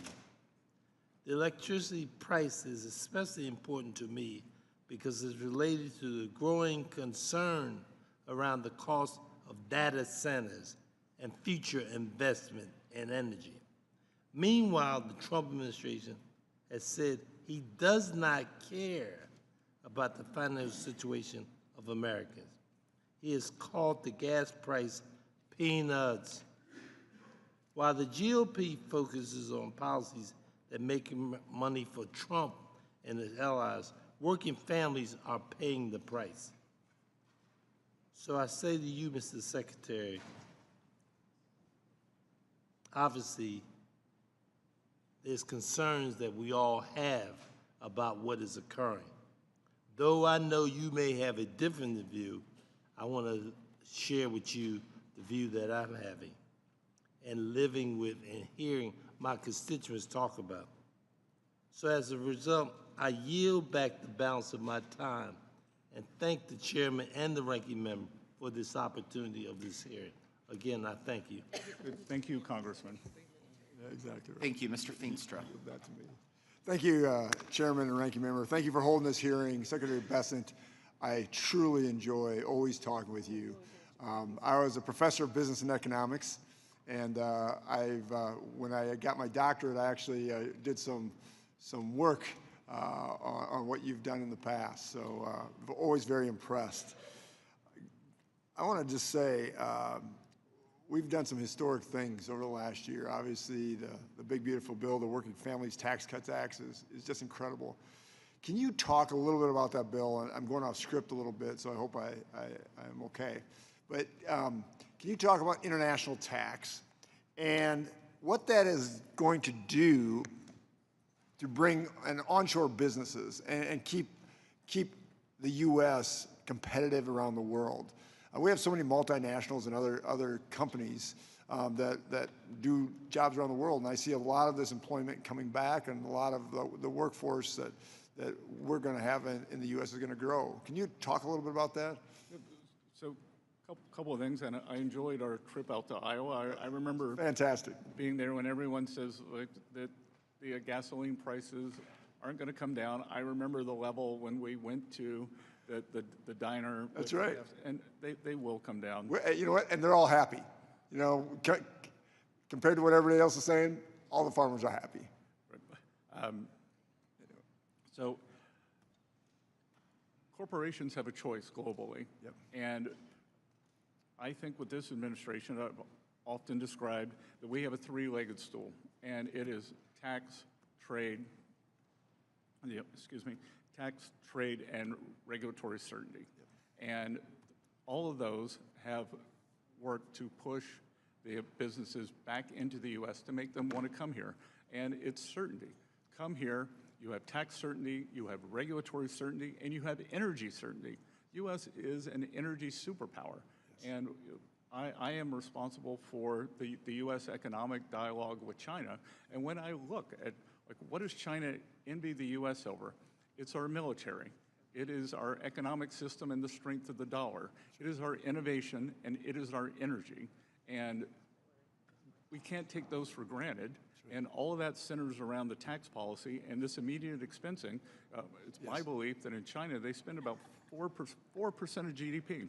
Yep. The subsidizing industry. That's right. So we aren't command and control economy. What we tell people, I don't go through the S&P 500 and say, you need a loading dock, you need a new assembly line. We just give companies 100% expensing, and they can do what is best for them. Yep. And it's capitalism. I mean, it works well. And like you said, we're not giving anything like China is. I mean, it's just phenomenal. It's just immediate expensing, and that's just a timing issue.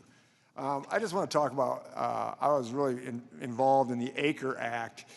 This was borrowing, farmers that borrow costs for manufacturers and agricultural businesses and stuff like this. Could you highlight how this will help strengthen America's agricultural economy? If you know a little bit about it or not, what it is, it's the tax on the loans. And we have lowered that. We want to continue to lower that. And can you just tell how that could incentivize growth in rural America? Well, I think that deferral on the tax is very important because there is nothing with more fixed assets. Farming is an interesting business. My family's been in the farming business for 250 years. That it's an interesting business because you have high fixed income assets or high fixed assets, but you have uncertainty based on weather, production. So that's right. There is a lot of uncertainty, and this brings much more certainty in terms of cash flow to those farms. Yes, absolutely. Then one final thing, based on farming and stuff like that, I call it the pilfer tax. It's actually government sticking their hand in the grave and wringing a dead person's neck and saying, you owe us 40% in death tax. I'm always appalled by this when somebody passes away and all of a sudden we say, oh, by the way, you owe us 40% tax if you pass that land on or that manufacturing or that small business on to the next generation. So we did $15 million. Thank you to President Trump and everyone else to get that done. What is your thoughts on trying to permanently get rid of the death tax? I mean, do you tend to agree it's sort of a pilfer tax? Well, it's all that capital has already been taxed at least once, many times twice. And to go back to farmland, I've studied tax policy around the world.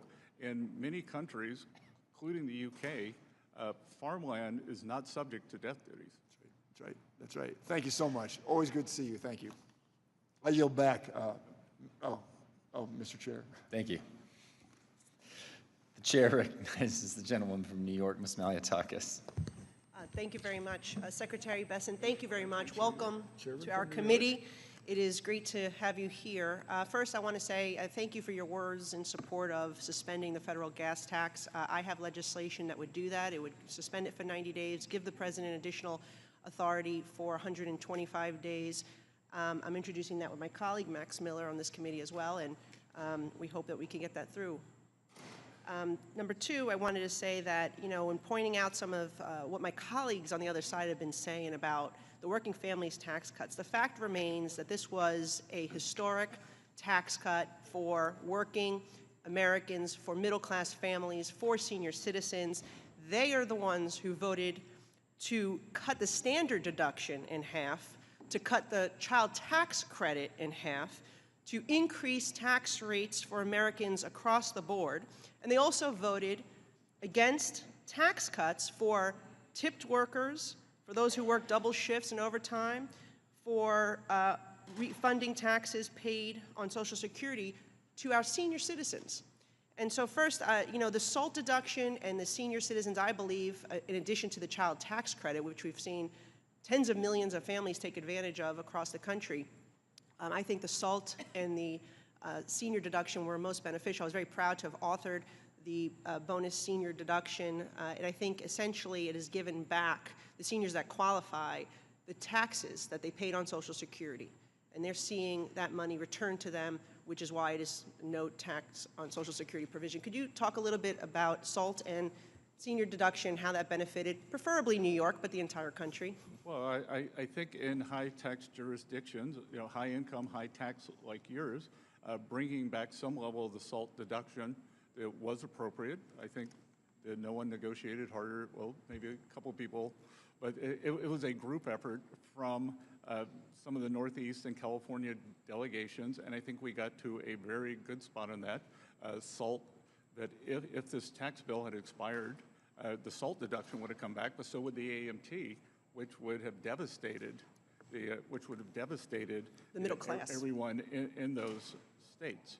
So, and look, as I travel around, that whether it is the Social Security deduction, when I look at these numbers, 99% of the filers claiming no tax and tips, incomes under $200,000, 90% under 100. For the senior deductions, 94% under 200, the 68% under 100.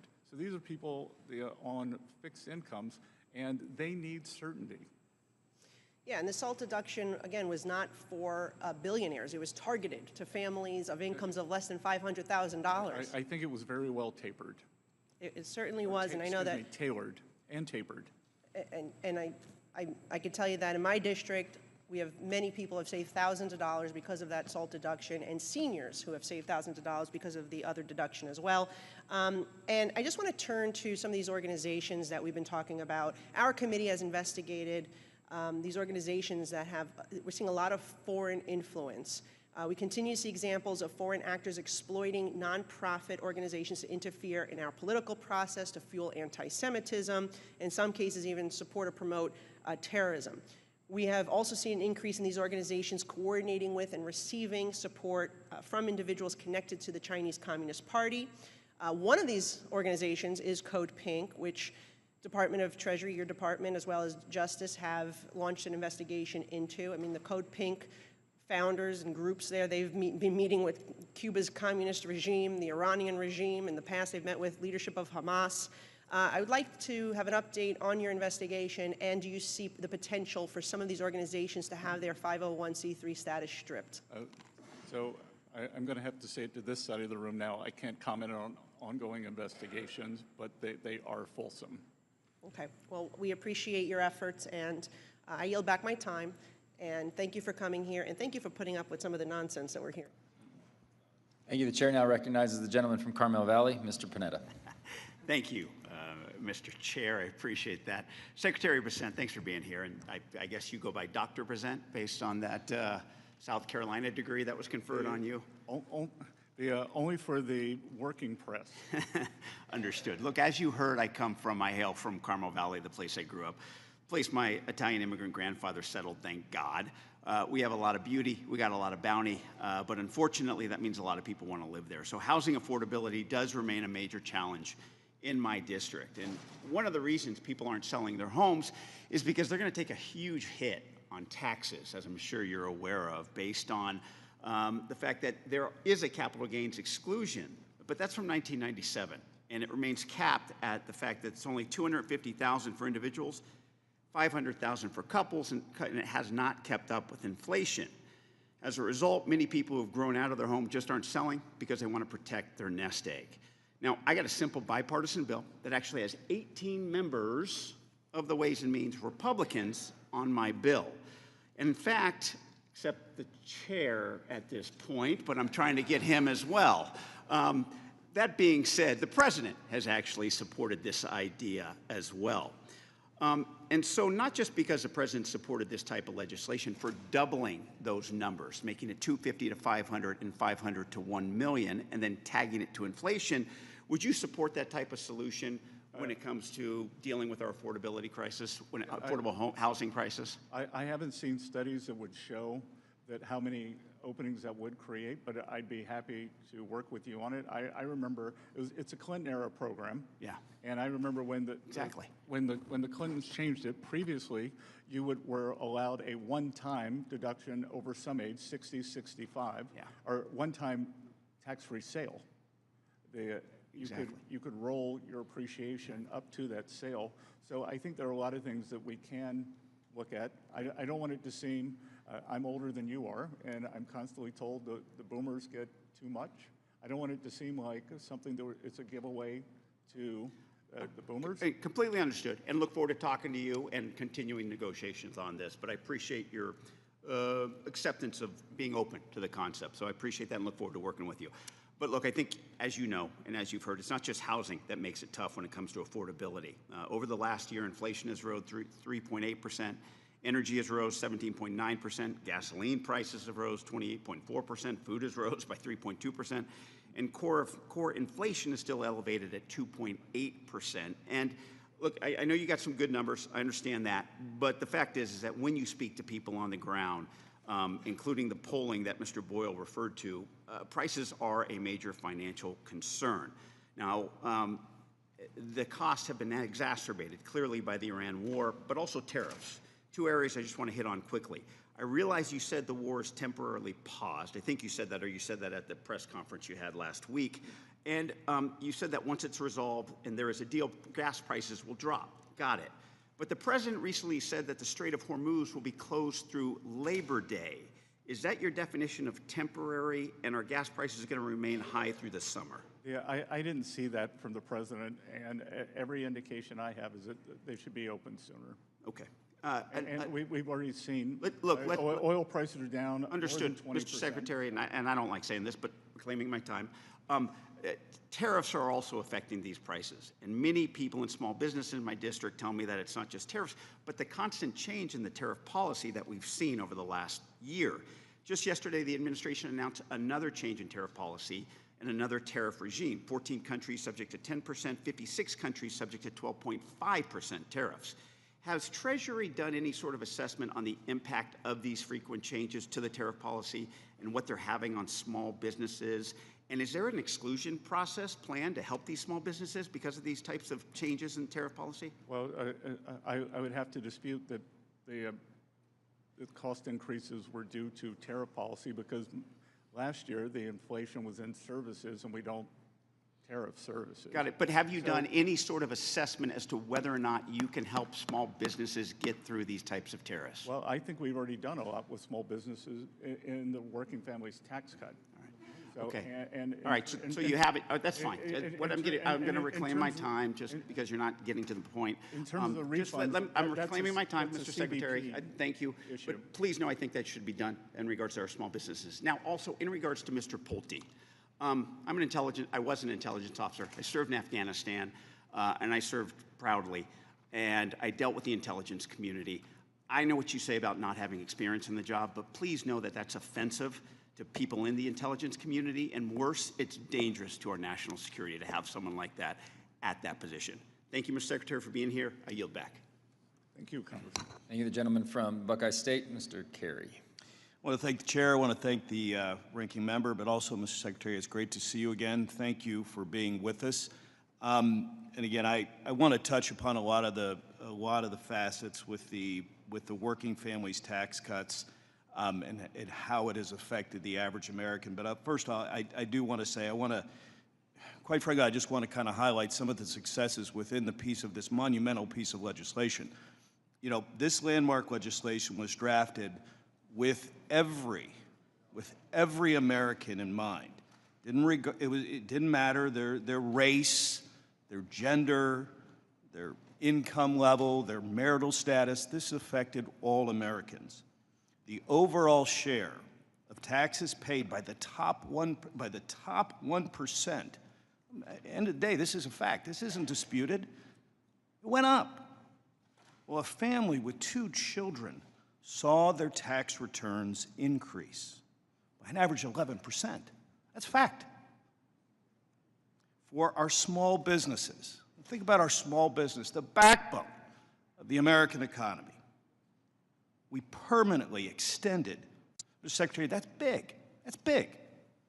For our seniors, and coming off of the Social Security fairness that we did in the pre-administration, but for our firefighters and our postal workers and our police officers, but just what we did within the Social Security space, a $6,000 tax deduction, which is greater than the Social Security taxes the average senior household currently pays. For our manufacturers who built this country, we implemented 100% immediate expensing for equipment and machinery. That's what we did. Now, there's been a lot of talk about energy. There's been a lot of talk about fuel prices for our country. And I want to just highlight a couple numbers because we've heard a lot of numbers, and energy happens to be something I do know a little bit about. But today, the average gallon of gas is $4.24 per gallon. Into the previous administration, same time, average price was $5.16, without the sword of Damocles of a nuclear warhead in Iran. You have to understand history to understand how terrible that regime and the threat that would have been for all Americans. But let's talk about the pro-family policies that this monumental piece of legislation did. It permanently extended $2,200 tax credit and tied it to inflation. That's every working family that has kids, folks. every working family. Extended the adoption tax credit. Expanded education savings accounts to include additional K through 12 additional expenses. Expanded the health savings accounts. Great things. Improved employer-provided child care tax credits. And made permanent paid family leave and medical leave tax credit. Our children will recap the benefits of the Trump accounts, in which 5 million children have already been enrolled. Now, this legislation didn't pick winners and losers. It didn't prioritize certain segments of the American population over the others, and it's not a government handout to any particular economic sector. This is sound tax policy focused on the tax certainty for all American businesses, putting more money in the pockets of hardworking Americans, and putting our country on a trajectory for economic success. Now, Mr. Secretary, I know that you've had to listen to a lot of things today, and we do appreciate your service. We do appreciate you leaving the private sector to do something that, in many ways, is a very difficult position to be in. But Mr. Secretary, your time, your staff's commitment, and this commitment of the administration to make America a better place, we appreciate that. So with that, thank you again for being here today. And with that, Mr. Chairman, I yield back. Good. Gentleman yields. Congressman, thank you. Also from the Buckeye State, Mr. Miller is recognized. Thank you, Mr. Chairman. Mr. Secretary, it's great to see you again. Good to see you. And to note, Chairman, just a better part of the Buckeye State, for the record. But thank you, Mr. Chairman, and thank you to Secretary Bessent for your testimony before this committee today. It is much appreciated. Since we last discussed digital assets in this room, the landscape has shifted from a conversation about the rise of these technologies to a question of how we successfully integrate them into our regulatory tax infrastructure. We've seen meaningful progress. The Senate Banking Committee has advanced the Clarity Act to build a market structure framework. Additionally, I, along with my colleague to my left over here, Rep. Horsford, have introduced the Digital Asset Parity Act to finally provide the common sense tax certainty our businesses and investors truly require throughout our country. We are no longer debating whether digital assets are here to stay any longer, but rather how we define the rules of the road, and we believe that this is necessary now at this time in our history. I truly look forward to discussing how Treasury can collaborate with Congress to ensure these dual frameworks provide the economic stability and tax fairness the American people deserve. Mr. Secretary, the Parity Act was introduced to solve the phantom income and tax as cash hurdles that currently plague American businesses and everyday investors. We've seen that without tax parity, companies are hesitant to adopt these tools, and individuals are burdened by the reporting requirements that feel more like friction tax than truly a fair system. So I'll just get right to it. As the Treasury Department looks at the current tax code, how do you see the Parity Act, specifically its provisions for stablecoin payments and the elective deferral of staking in mining rewards, as a catalyst for keeping digital asset innovation within the United States rather than forcing it offshore? So, Congressman, thank you for those questions. This administration and Treasury's goal is to onshore digital assets, both because the innovation that we're seeing and U.S. standards and practices. So we would like to work with both of you on this to perfect the right balance between how this should be done. But I do think, look, whenever we get to these new technologies, there is an adjustment period. We have to think about them in a different way. And I believe not only for the technology, for the payment rails, it's essential for us to be the leader to maintain dollar dominance. And we want to have the best standards in the U.S. that we can export to the rest of the world. So we'd be happy to work with you on that. Thank you very much. We've been working extremely hard over the last, I'd say, 15 to 16 months to bring a framework. And truly what we're seeking here really is, besides the name of the legislation, clarity and parity and just stability for the tax code for these individuals. And I very much thank you for your answer and you willing to work with both of us on committee and all of us. Our bill also— Congressman, I would say let's get clarity done by the 4th of July, and then we move on to how does Mr. tax- Secretary, I would love that.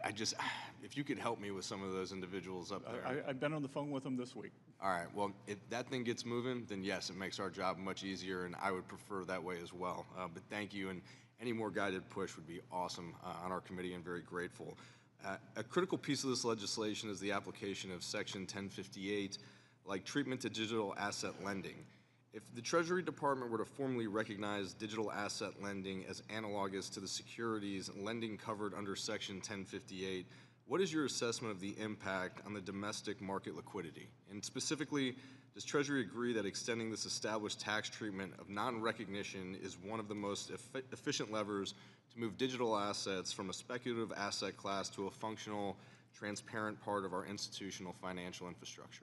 Congressman, you obviously feel strongly about this. I have a motto in life: no data, no opinion, but I will get back to you with an opinion. I very much appreciate that. This has been one of the tougher subject matters that we've discussed on the committee, because I believe that this country for a long time has been stuck in the analog era, and we are now in the digital age. And this framework altogether just provides guidelines and stability for the cryptocurrency network within our country. And I appreciate you saying you'll work with us, but I truly believe now is the right time for this, with President Trump and the Federal Crypto Reserve and him wanting the United States to be the crypto capital. My concern is that if people like you and I and others right now who don't have a good understanding aren't the ones really steering this to its final destination, then we may never get there, and it may get screwed up in a different way. But I truly appreciate you being here, working with Rep. Horsford and myself, and I yield back. Good. Thank you. Gentleman yields. The chair now recognizes the gentleman from Vegas, Mr. Horsford. Thank you to the chairman and to the ranking member, and I look forward to working with Congressman Miller and the other members of the Committee on the Parity Act, which is a true bipartisan bill. Before I begin, though, I want to thank Chairman Smith for his commitment to working with me also on the Full House Act. Prior to the Senate-passed bill, gaming patrons could deduct 100% of their gambling losses. They were taxed on what they actually earned, nothing more, nothing less. The Senate changed that. This provision was included without meaningful debate and creates a fundamentally unfair outcome for taxpayers who participate in legal gaming activities. Under the new provision, patrons can deduct only 90% of their losses. That means someone who breaks even or even loses money overall could still face a federal tax bill. So, Mr. Secretary, will you work with Chairman Smith and me to fix this issue and to protect gaming jobs and tourism-dependent economies like Nevada? We'd be glad to, sir. Thank you. Now, you, Mr. Secretary, you talked a lot about permanency throughout today's hearing. For the tip worker, for the warehouse worker, for the teacher, for the nurse, and for the small business owners in Nevada, they don't need a temporary tax gimmick. They need permanently lower cost and permanently higher take-home pay. Yet when Republicans wrote their bill, they made a choice that the tax cuts for billionaires and large corporations would be made permanent while making the tax relief for working people temporary. To me and to the workers, that tells them exactly who they were thinking about when they wrote it. That's why I have introduced the Tips Improvement Act, as well as the Overtime for All Workers Act, because I believe workers who earn tips or who work overtime should receive permanent tax relief, not temporary. If Republicans are serious about helping working families, they should join me in making tax relief for workers permanent, just like they did for billionaires. Now, Mr. Secretary, I want to discuss tariffs, which are hidden taxes that American consumers pay, including businesses. The Supreme Court ruled that this administration's broad tariff policy was unlawful. But American families already paid the price. Small businesses paid it through higher costs, consumers paid it through hidden higher prices, and according to the Yale Budget Lab, the average household paid roughly $1,800 more because of these tariffs. So at a time when you talk about giving relief to workers, temporary relief, on the other hand, they are feeling the effect of higher prices. So let me ask you directly, do Americans deserve refunds for money collected through tariffs that the Supreme Court ruled illegal? Yes or no? Congressman, the American people had the money. It was in the U.S. Treasury, and it didn't take it away. Do you agree that they deserve the money back that the Supreme Court ruled is illegal? Yes or no? It's not a yes or no question, because every Democratic Attorney General applied the Supreme Court ruled that they were illegal, Mr. Secretary. I know, but they applied for them to go back to the companies. So do the companies deserve the money back? To the payers of record. So do they deserve their money back? That is a issue for the Customs and Border Patrol. No. Mr. Secretary, while the Homeland Security Act of 2002 may have transferred a number of custom functions from Treasury to DHS, Treasury retains oversight over trade policy and the protection of revenue functions. Treasury can delegate those functions, but it cannot delegate that statutory authority.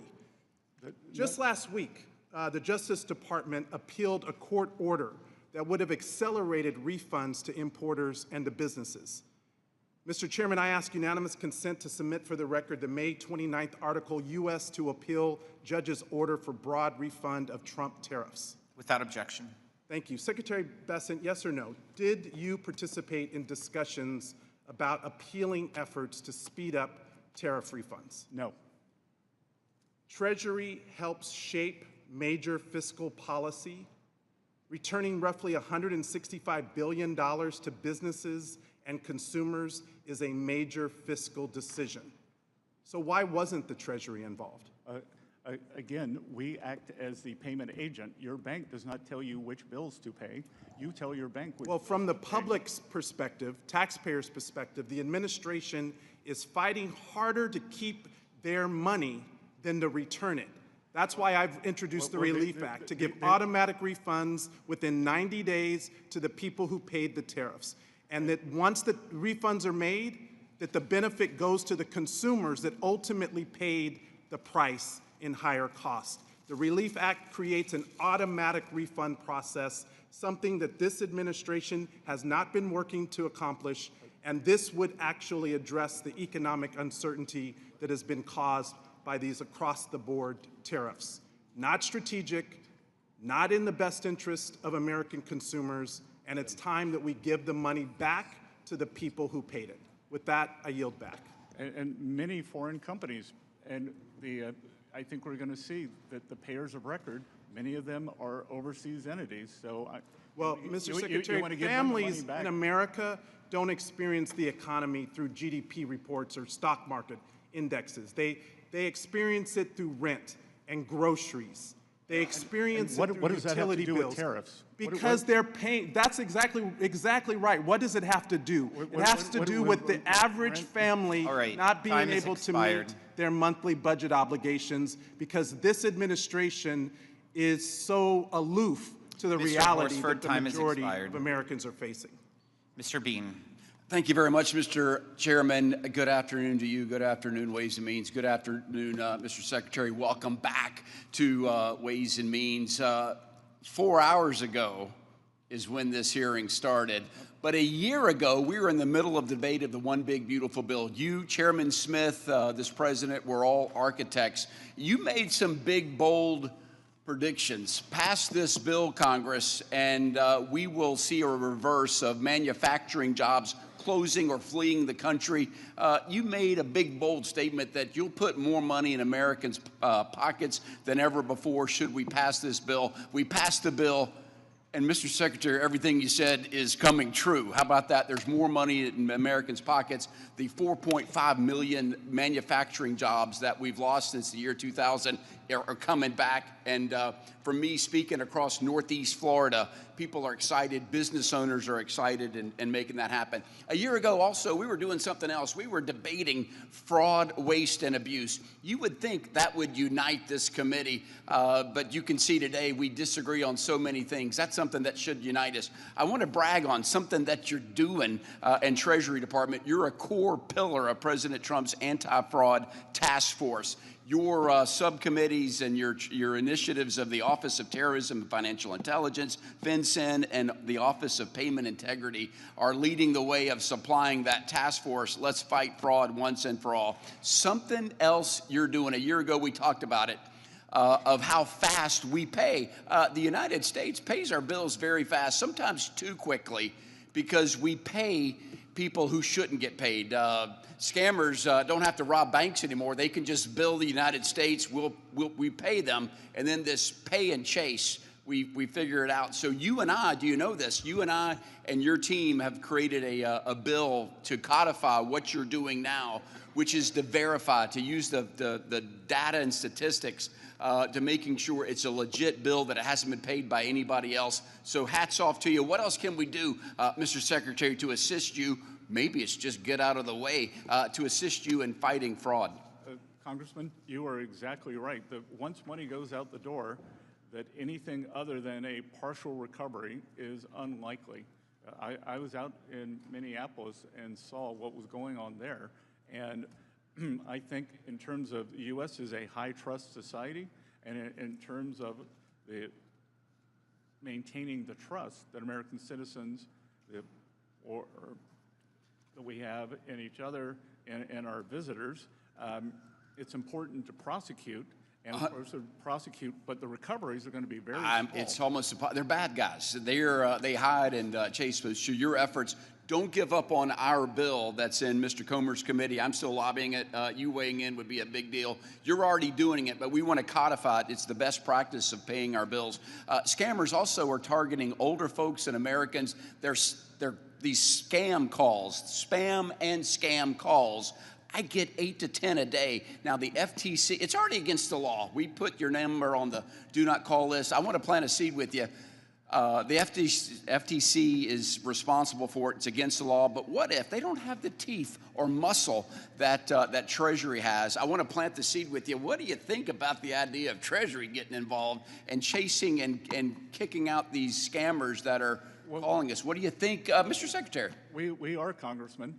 FinCEN is actively involved, and many of these come from overseas. Right, and you've got the tools to go after them. So we've worked very well with the FBI in Southeast Asia to break up these, I think they're called scammer cities. Amen. And you know, a lot of it comes out of, a huge amount out of North Korea, and unfortunately, many of our seniors, I think 1 out of every 3 seniors has been the subject of a financial scam that averages about $300. There's a special place in the afterlife for anybody that rips off an older American or anybody old. I hate that.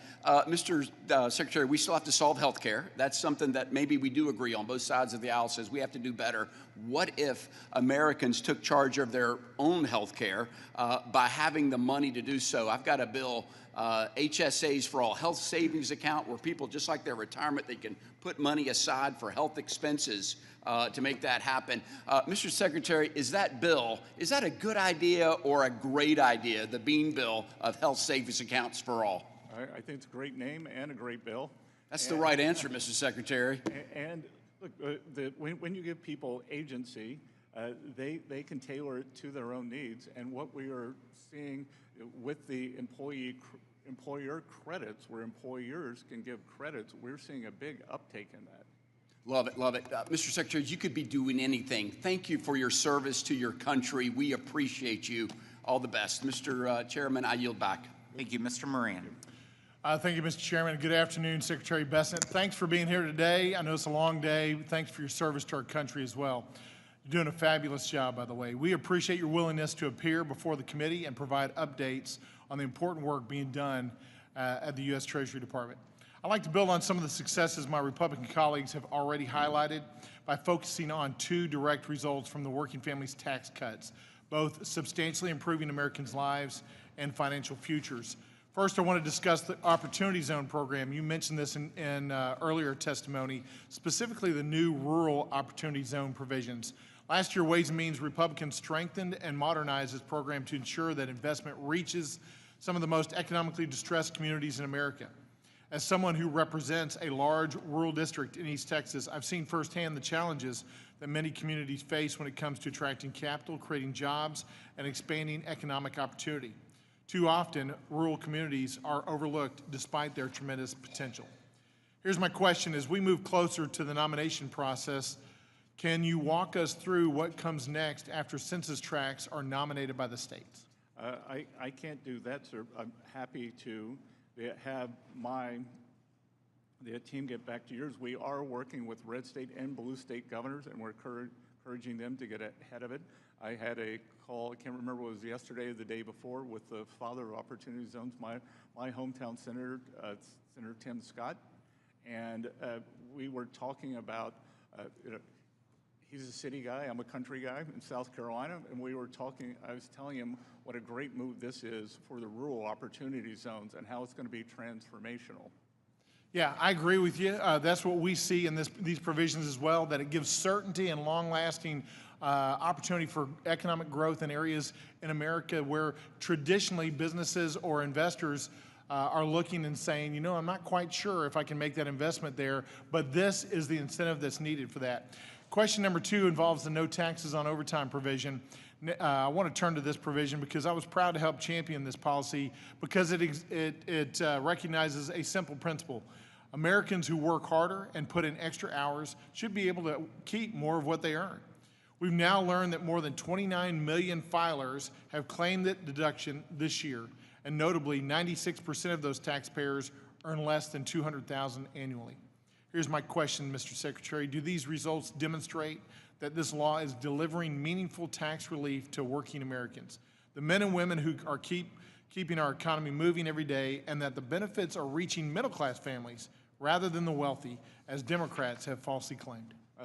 Congressman, I tell you, someone asked me earlier, why do you do this job? And the highlight is going out and meeting with our hardworking Americans, being out with the people, and whether I'm in Texas, at a barbecue place outside of Dallas, which I enjoyed. I was in an Italian restaurant in Simi Valley near the Reagan Museum this weekend. And that all I hear from both the employees and the employers is what a home run this has been. And you know, I tell you, I told the story earlier. Tax day, April 15th, I was with the president in Las Vegas. He had a big rally, and he asked for the room to, he went through each one of the provisions, and we're in the tip capital of the world in Las Vegas, but it was the no tax on overtime that got the roar of approval over no tax on tips. Yeah, I'm finding the same thing as I go through my district. That's the #1 provision that people are citing to me. It's the American way. If you want to work harder, you should get to keep more of your money. And you know, I think one of the congressmen said, well, you know, we've got to let in these workers. We've got to have. What if Americans want to work more and keep more of their money? That's right. You know, I think that's a concept we need to continue to propagate and find policies that support letting hardworking Americans keep more of their money. We forget sometimes in D.C., and we shouldn't forget this, that it's their money, it's not ours. And I know you know that. I think you're doing, as I mentioned earlier, a great job. We really appreciate it. I want to mention your successful negotiation of the side-by-side agreement that's helping to place the United States in a much stronger and more competitive position in the global tax landscape, digging us out of the Biden tax surrender effectively and really putting us back on the footing we need to get on. So thank you for that work. I know you got a great team behind you as well. Keep up the hard work and let us know what we can do. Thank you. I yield back. Good. Thank you, Congressman. Mr. Snyder. Thank you, and Mr. Secretary, thank you for your patience staying here. I actually want to give you a chance to correct the record on something you said. You earlier commented somewhat offhandedly that the conflict with Iran had ended. Do you truly believe that we are no longer in conflict with Iran and that they are no longer a threat to Israel or allies in the Gulf, that their nuclear program has been destroyed, that they no longer have a ballistic missile program and drone program threatening its neighbors in the region, and that they will no longer sponsor terrorism in the region and around the world? So are you saying you're in agreement with the president's decision to the... You said the conflict was over. I'm asking, do you believe the conflict's over and everything's copacetic? The conflict is on pause. So everything's good with Iran now? No, don't be absurd. I'm asking you to Don't be clarify. absurd. That as the president said yesterday, unless an American life is lost, He does not believe that he will have to restart the kinetic acid. Okay, so I'm reclaiming my time, and I'm just trying to help you clear the record. I'm reclaiming my time, Mr. Secretary. Can you promise, because this is your jurisdiction, that you and the Trump administration are not considering lifting sanctions on Iran as a concession towards opening the Straits of Hormuz? We've made it clear that the Straits of Hormuz, the blockade, is the only thing that will be lifted to reopen the straits. So no sanctions relief whatsoever? I'm not part of the negotiating team, but I am told by the negotiating team, and I strongly believe that the blockade will be lifted. Okay, and I'm going to just reclaim because there's a lot of things I want to cover. My hope is you'll keep Congress informed of any such considerations if they do come up. Also in your opening remarks, Mr. Secretary, you said Americans have more money in their pockets. That's not what I'm hearing from my constituents. Are you saying the overall cost of living is lower today than it was 16 months ago when you came into office? Because what I'm hearing from my constituents is that the cost of groceries are up. For example, beef, coffee, tomatoes are at record or near record highs. The cost of housing is up. And for too many, the American dream of buying a home is out of reach. I'll let you answer. Healthcare premiums continue to rise, and millions of Americans have either already lost or expect to lose their health insurance altogether because of H.R. 1, the bill you so joyously celebrate. Energy costs, gas for our cars, electricity for our homes are all rising through the roof. And family care, child care, and elder care is prohibitively costly. Are you saying that cost of living is lower today than it was a year ago? No, I am saying that we are much closer to the Fed's target rate of 2% on core inflation than we were when President Trump came into office. We were at 2.8%, and you can list off the most expensive groceries that have had the biggest price increases. I think you're just out of touch with what American families are facing. As my colleague noted, I'm reclaiming my time. Tariffs are a tax on American families. This is my time, Mr. Secretary. This is my time. I will speak. And then 2.5%. Higher grocery prices are taxes on American families. Higher gas and electricity prices are taxes on American Democrats should know. families. No wonder so many people are leaving Illinois. Why don't you come see me in South Carolina? They're not leaving. They're coming to Illinois. Just a simple question, Mr. Secretary. You're saying Illinois doesn't have net outbound migration? All right, let me take it to a different topic, and I know you don't want to address it, but my constituents are outraged and want me to talk to you about the absurd illegal self-dealing settlement between President Trump and his family with the Justice Department and the IRS over which you have jurisdiction. The administration apparently believes that there should be two systems of justice, two sets of laws, one for the president, his family, and his rich friends like you, and one for the rest of us. Nothing demonstrates this more than the so-called settlement with its slush fund for insurrectionists and tax immunity for the president and his family. Mr. Secretary, simple question. Do you believe that there should be only one legal system in this country and that no one, even the president, should be above the law? I believe that no one is above the law, but you all have put the president beneath the law, and you have weaponized the system against him, whether it is the leak of his taxpayer records. His taxes should never be leaked. No taxpayers' information should be leaked. I agree with you on that. But note, let me ask you a separate question. Would you like to apologize to the president right now on behalf of the... I have nothing to apologize to this president for. His taxes should not have been leaked, but it was leaked by a contractor. And you keep trying to dissemble here and avoid the questions. I believe that all Americans should pay the taxes they owe and not emit a penny more. 100%. Yes or no? All right.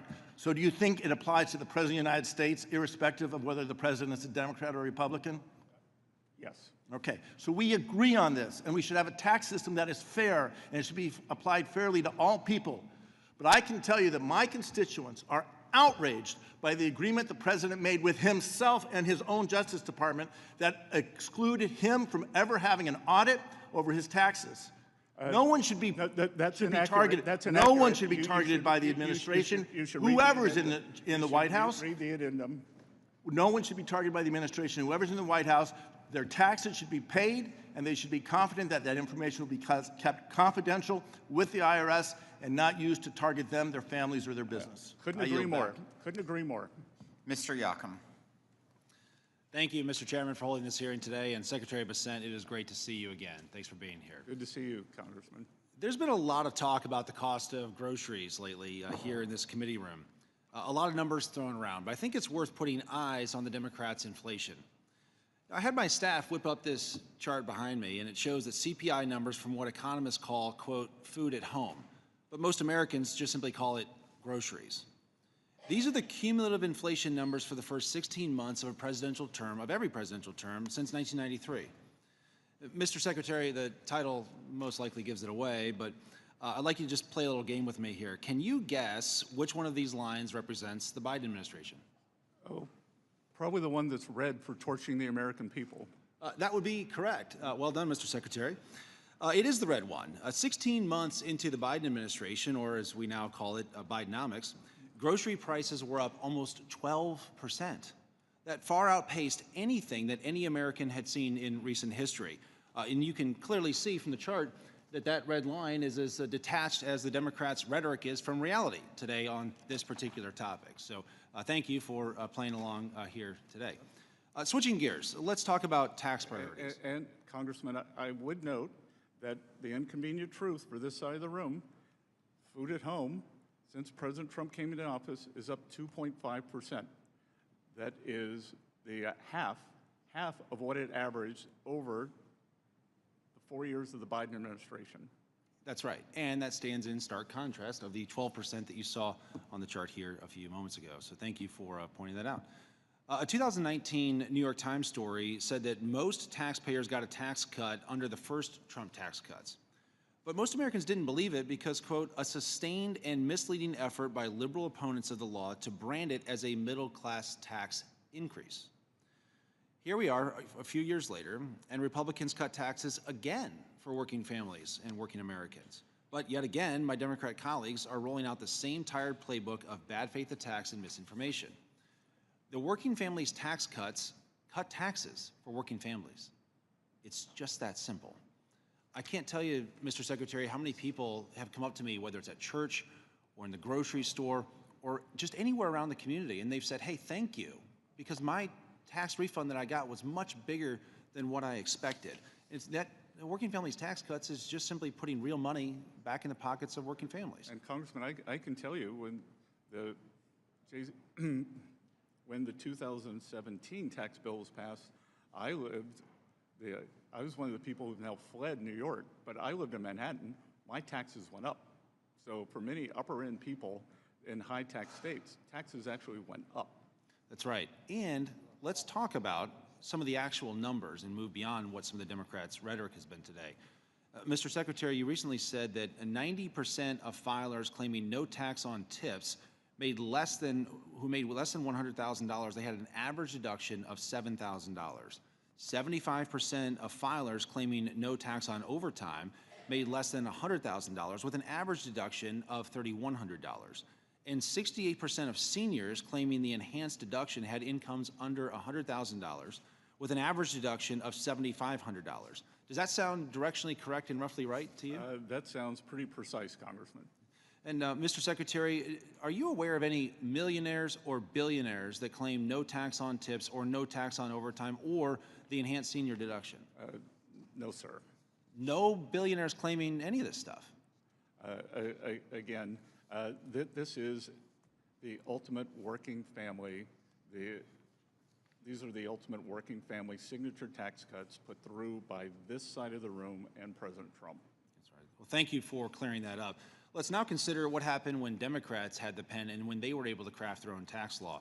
A 2024 analysis of households claiming the green giveaways in Democrats' Inflation Reduction Act found that only 47% made less than $100,000. In fact, over a quarter of the households who took those deductions made over $200,000, and households making over $1 million got nearly 100 million taxpayer dollars worth of Democrats' green giveaways. Even Mother Jones had to admit that when it comes to Democrats' green giveaways, quote, working class Americans are missing out. But if you think about it, it kind of makes sense, doesn't it? Mr. Secretary, do you think that a family making less than $100,000 cares more about no tax on tips or putting solar panels on their roof? I think there's no tax on tips or the subsidy for a high-priced EV. And do you think that they would care more about no tax on overtime or solar panels on the roof? Everyone I've spoken to loves no tax on overtime, sir. So while Democrats gave millions to millionaires, and while the Republican working families tax cuts simply cut taxes for working families, is that correct? 100%. Thank you, Mr. Secretary. And Mr. Chairman, I yield back. Thank you, Mr. Suozzi. Thank you, Mr. Chairman, and thank you, Mr. Secretary, for sticking it out for over 4 hours here today. We appreciate your time, and we appreciate your service to the nation. Good to see you, sir. So earlier today, Mr. Kelly from Pennsylvania was quoting from Charles Dickens. He said, "It was the best of times, it was the worst of times." Would you happen to know what the name of that book was that came from? Tale of Two Cities. A Tale of Two Cities, which is very appropriate for what I think, see happening at this hearing here today. Yeah, we might say Manhattan and Dallas. I wouldn't say that, but okay. I would. So let's think about it. You said earlier today, and I'm sure you stick by this, the economy is very strong. It is. Okay, so you say it's very strong, but we've heard consistently throughout the course of this day and in reports regularly that over 70% of Americans think the economy is bad and getting worse. Are you familiar with that polling? I am. So that would seem to be a tale of two cities. You saying the economy is very strong, and the people of the United States of America saying the economy is bad and getting worse. Now, the Biden administration, which we've heard a lot from you guys today, I think made a similar mistake to what your administration is making, because the stock market was booming under the Biden administration. There was job creation under the Biden administration. Unemployment was low under the Biden administration. And the stock market is booming under this administration, that's true. And unemployment remains relatively low, and there is some, but much reduced, job creation. But you're making a mistake, I think, to not listen to what the American people are saying, which is that they're very unhappy with the economy because of the way it's affecting them. So have you heard of the expression, the K economy, or the K recovery? Yes, sir, but I think we're probably moving to a C economy where the top... Okay, but I want to talk about the K economy for a second. We can get to C a little bit later. Is that okay? Okay, so the K economy has one group of people going up and another group of people going down. It's the K economy. So in the K economy, the top group sees a booming stock market. But as you mentioned earlier, one of the reasons you wanted to do what you call Trump accounts is because 93% of the stock holdings in America are held by the top 10%. But the lower income Americans, 50% of Americans, have only 1% of the stock holdings. So while the stock market may be booming, for much of the people in the United States of America, they have booming gas prices and booming grocery prices. In the K economy, we have your friends and some of friends of the people here that talk about buying second homes. But in the other part of the K economy that's going downwards, people can't afford to buy a home. Young people especially are foreclosed from being able to buy a home in this K economy. In the K economy, you have a group of people that their friends are talking about the great vacations they're going on. They're going to these exotic places. They're doing these interesting things. In the other part of the K economy, people have a hard time paying their bills. So there's these tale of two cities that's taking place in the K economy here in the United States of America right now. Now, Mr. Secretary, you attended the president's inauguration, were you? I did. Yes, and at his inauguration, he said, "We're going to rapidly reduce prices." That was one of the quotes the president made during his inauguration. He made many quotes like that during his campaign as well. Do you think that the prices in the United States of America have been rapidly reduced? I think before the Iran conflict began that the rate of change for inflation, both headline and core, had come down substantially. Well, people don't think that prices have been rapidly reduced. So you do admit, though, that the war has caused prices to go up for gasoline, for example. 100%. And you also agree, well, they didn't go up 100%. They only went up 50%. No. You agree with me 100%. Okay, that's better. I'm glad to see somebody on this side is funny. Okay. So the second thing is that the tariffs. Do you think tariffs have caused prices to go up? Negligibly. You don't think prices have gone up significantly because of, you just reduced tariffs the other day on farm equipment because you wanted to reduce prices on farm equipment because you thought it caused the prices to go up. Again, overall, the levels, what we saw last year was goods inflation was down. Well, I would argue that tariffs have caused prices to go up, and there's a lot of economists and groups such as the Yale Budget Lab, which you used to teach at Yale, didn't you? Used to teach it? The Yale Budget Lab is a bunch of Biden-era second stringers. Okay, well, you taught at Yale, I understand. You taught 3 classes, the 20th century financial booms and bust, hedge funds, and a seminar on financial panic of 2000 to 2009. So I don't know why you're knocking Yale. You used to teach at Yale. You went to Yale. Didn't you go to Yale? That's why I get to knock Yale. Okay, so tariffs have caused prices to go up. The wars caused prices to go up. Do you think the deficits that were created by the big, beautiful bill are causing interest rates to stay artificially high? No, but what I can tell you is that, let's cite MIT. MIT said that 50%, actually, let's be precise, like they are 44% of the 21.5% inflation we saw during the Biden years came from the Biden deficit. No, but I'm asking you, do you think the deficits that were created by the big, beautiful bill are causing interest rates to stay artificially high? Yes or no? That's simple. I'm out of time. Come on. No, Congressman, we had a fiscal contraction last year. Okay. So the deficit went down.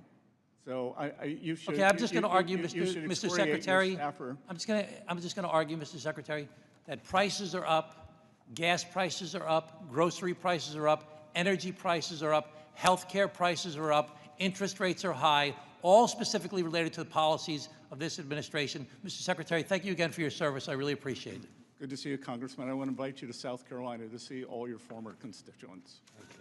Mr. Secretary, being a cattle farmer, I would say that the reason why the beef prices are high is the result of a very reduced herd.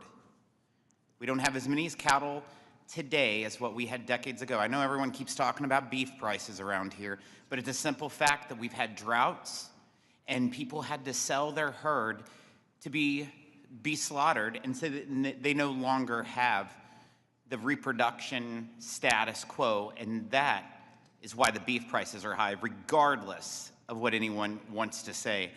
With that, Mr. Secretary, thank you for being here with us today. Thank you for the over 4 hours. Please be advised that members have 2 weeks to submit written questions to be answered later in writing. Those questions and your answers will be made part of the formal hearing record. With that, the committee stands adjourned. Good.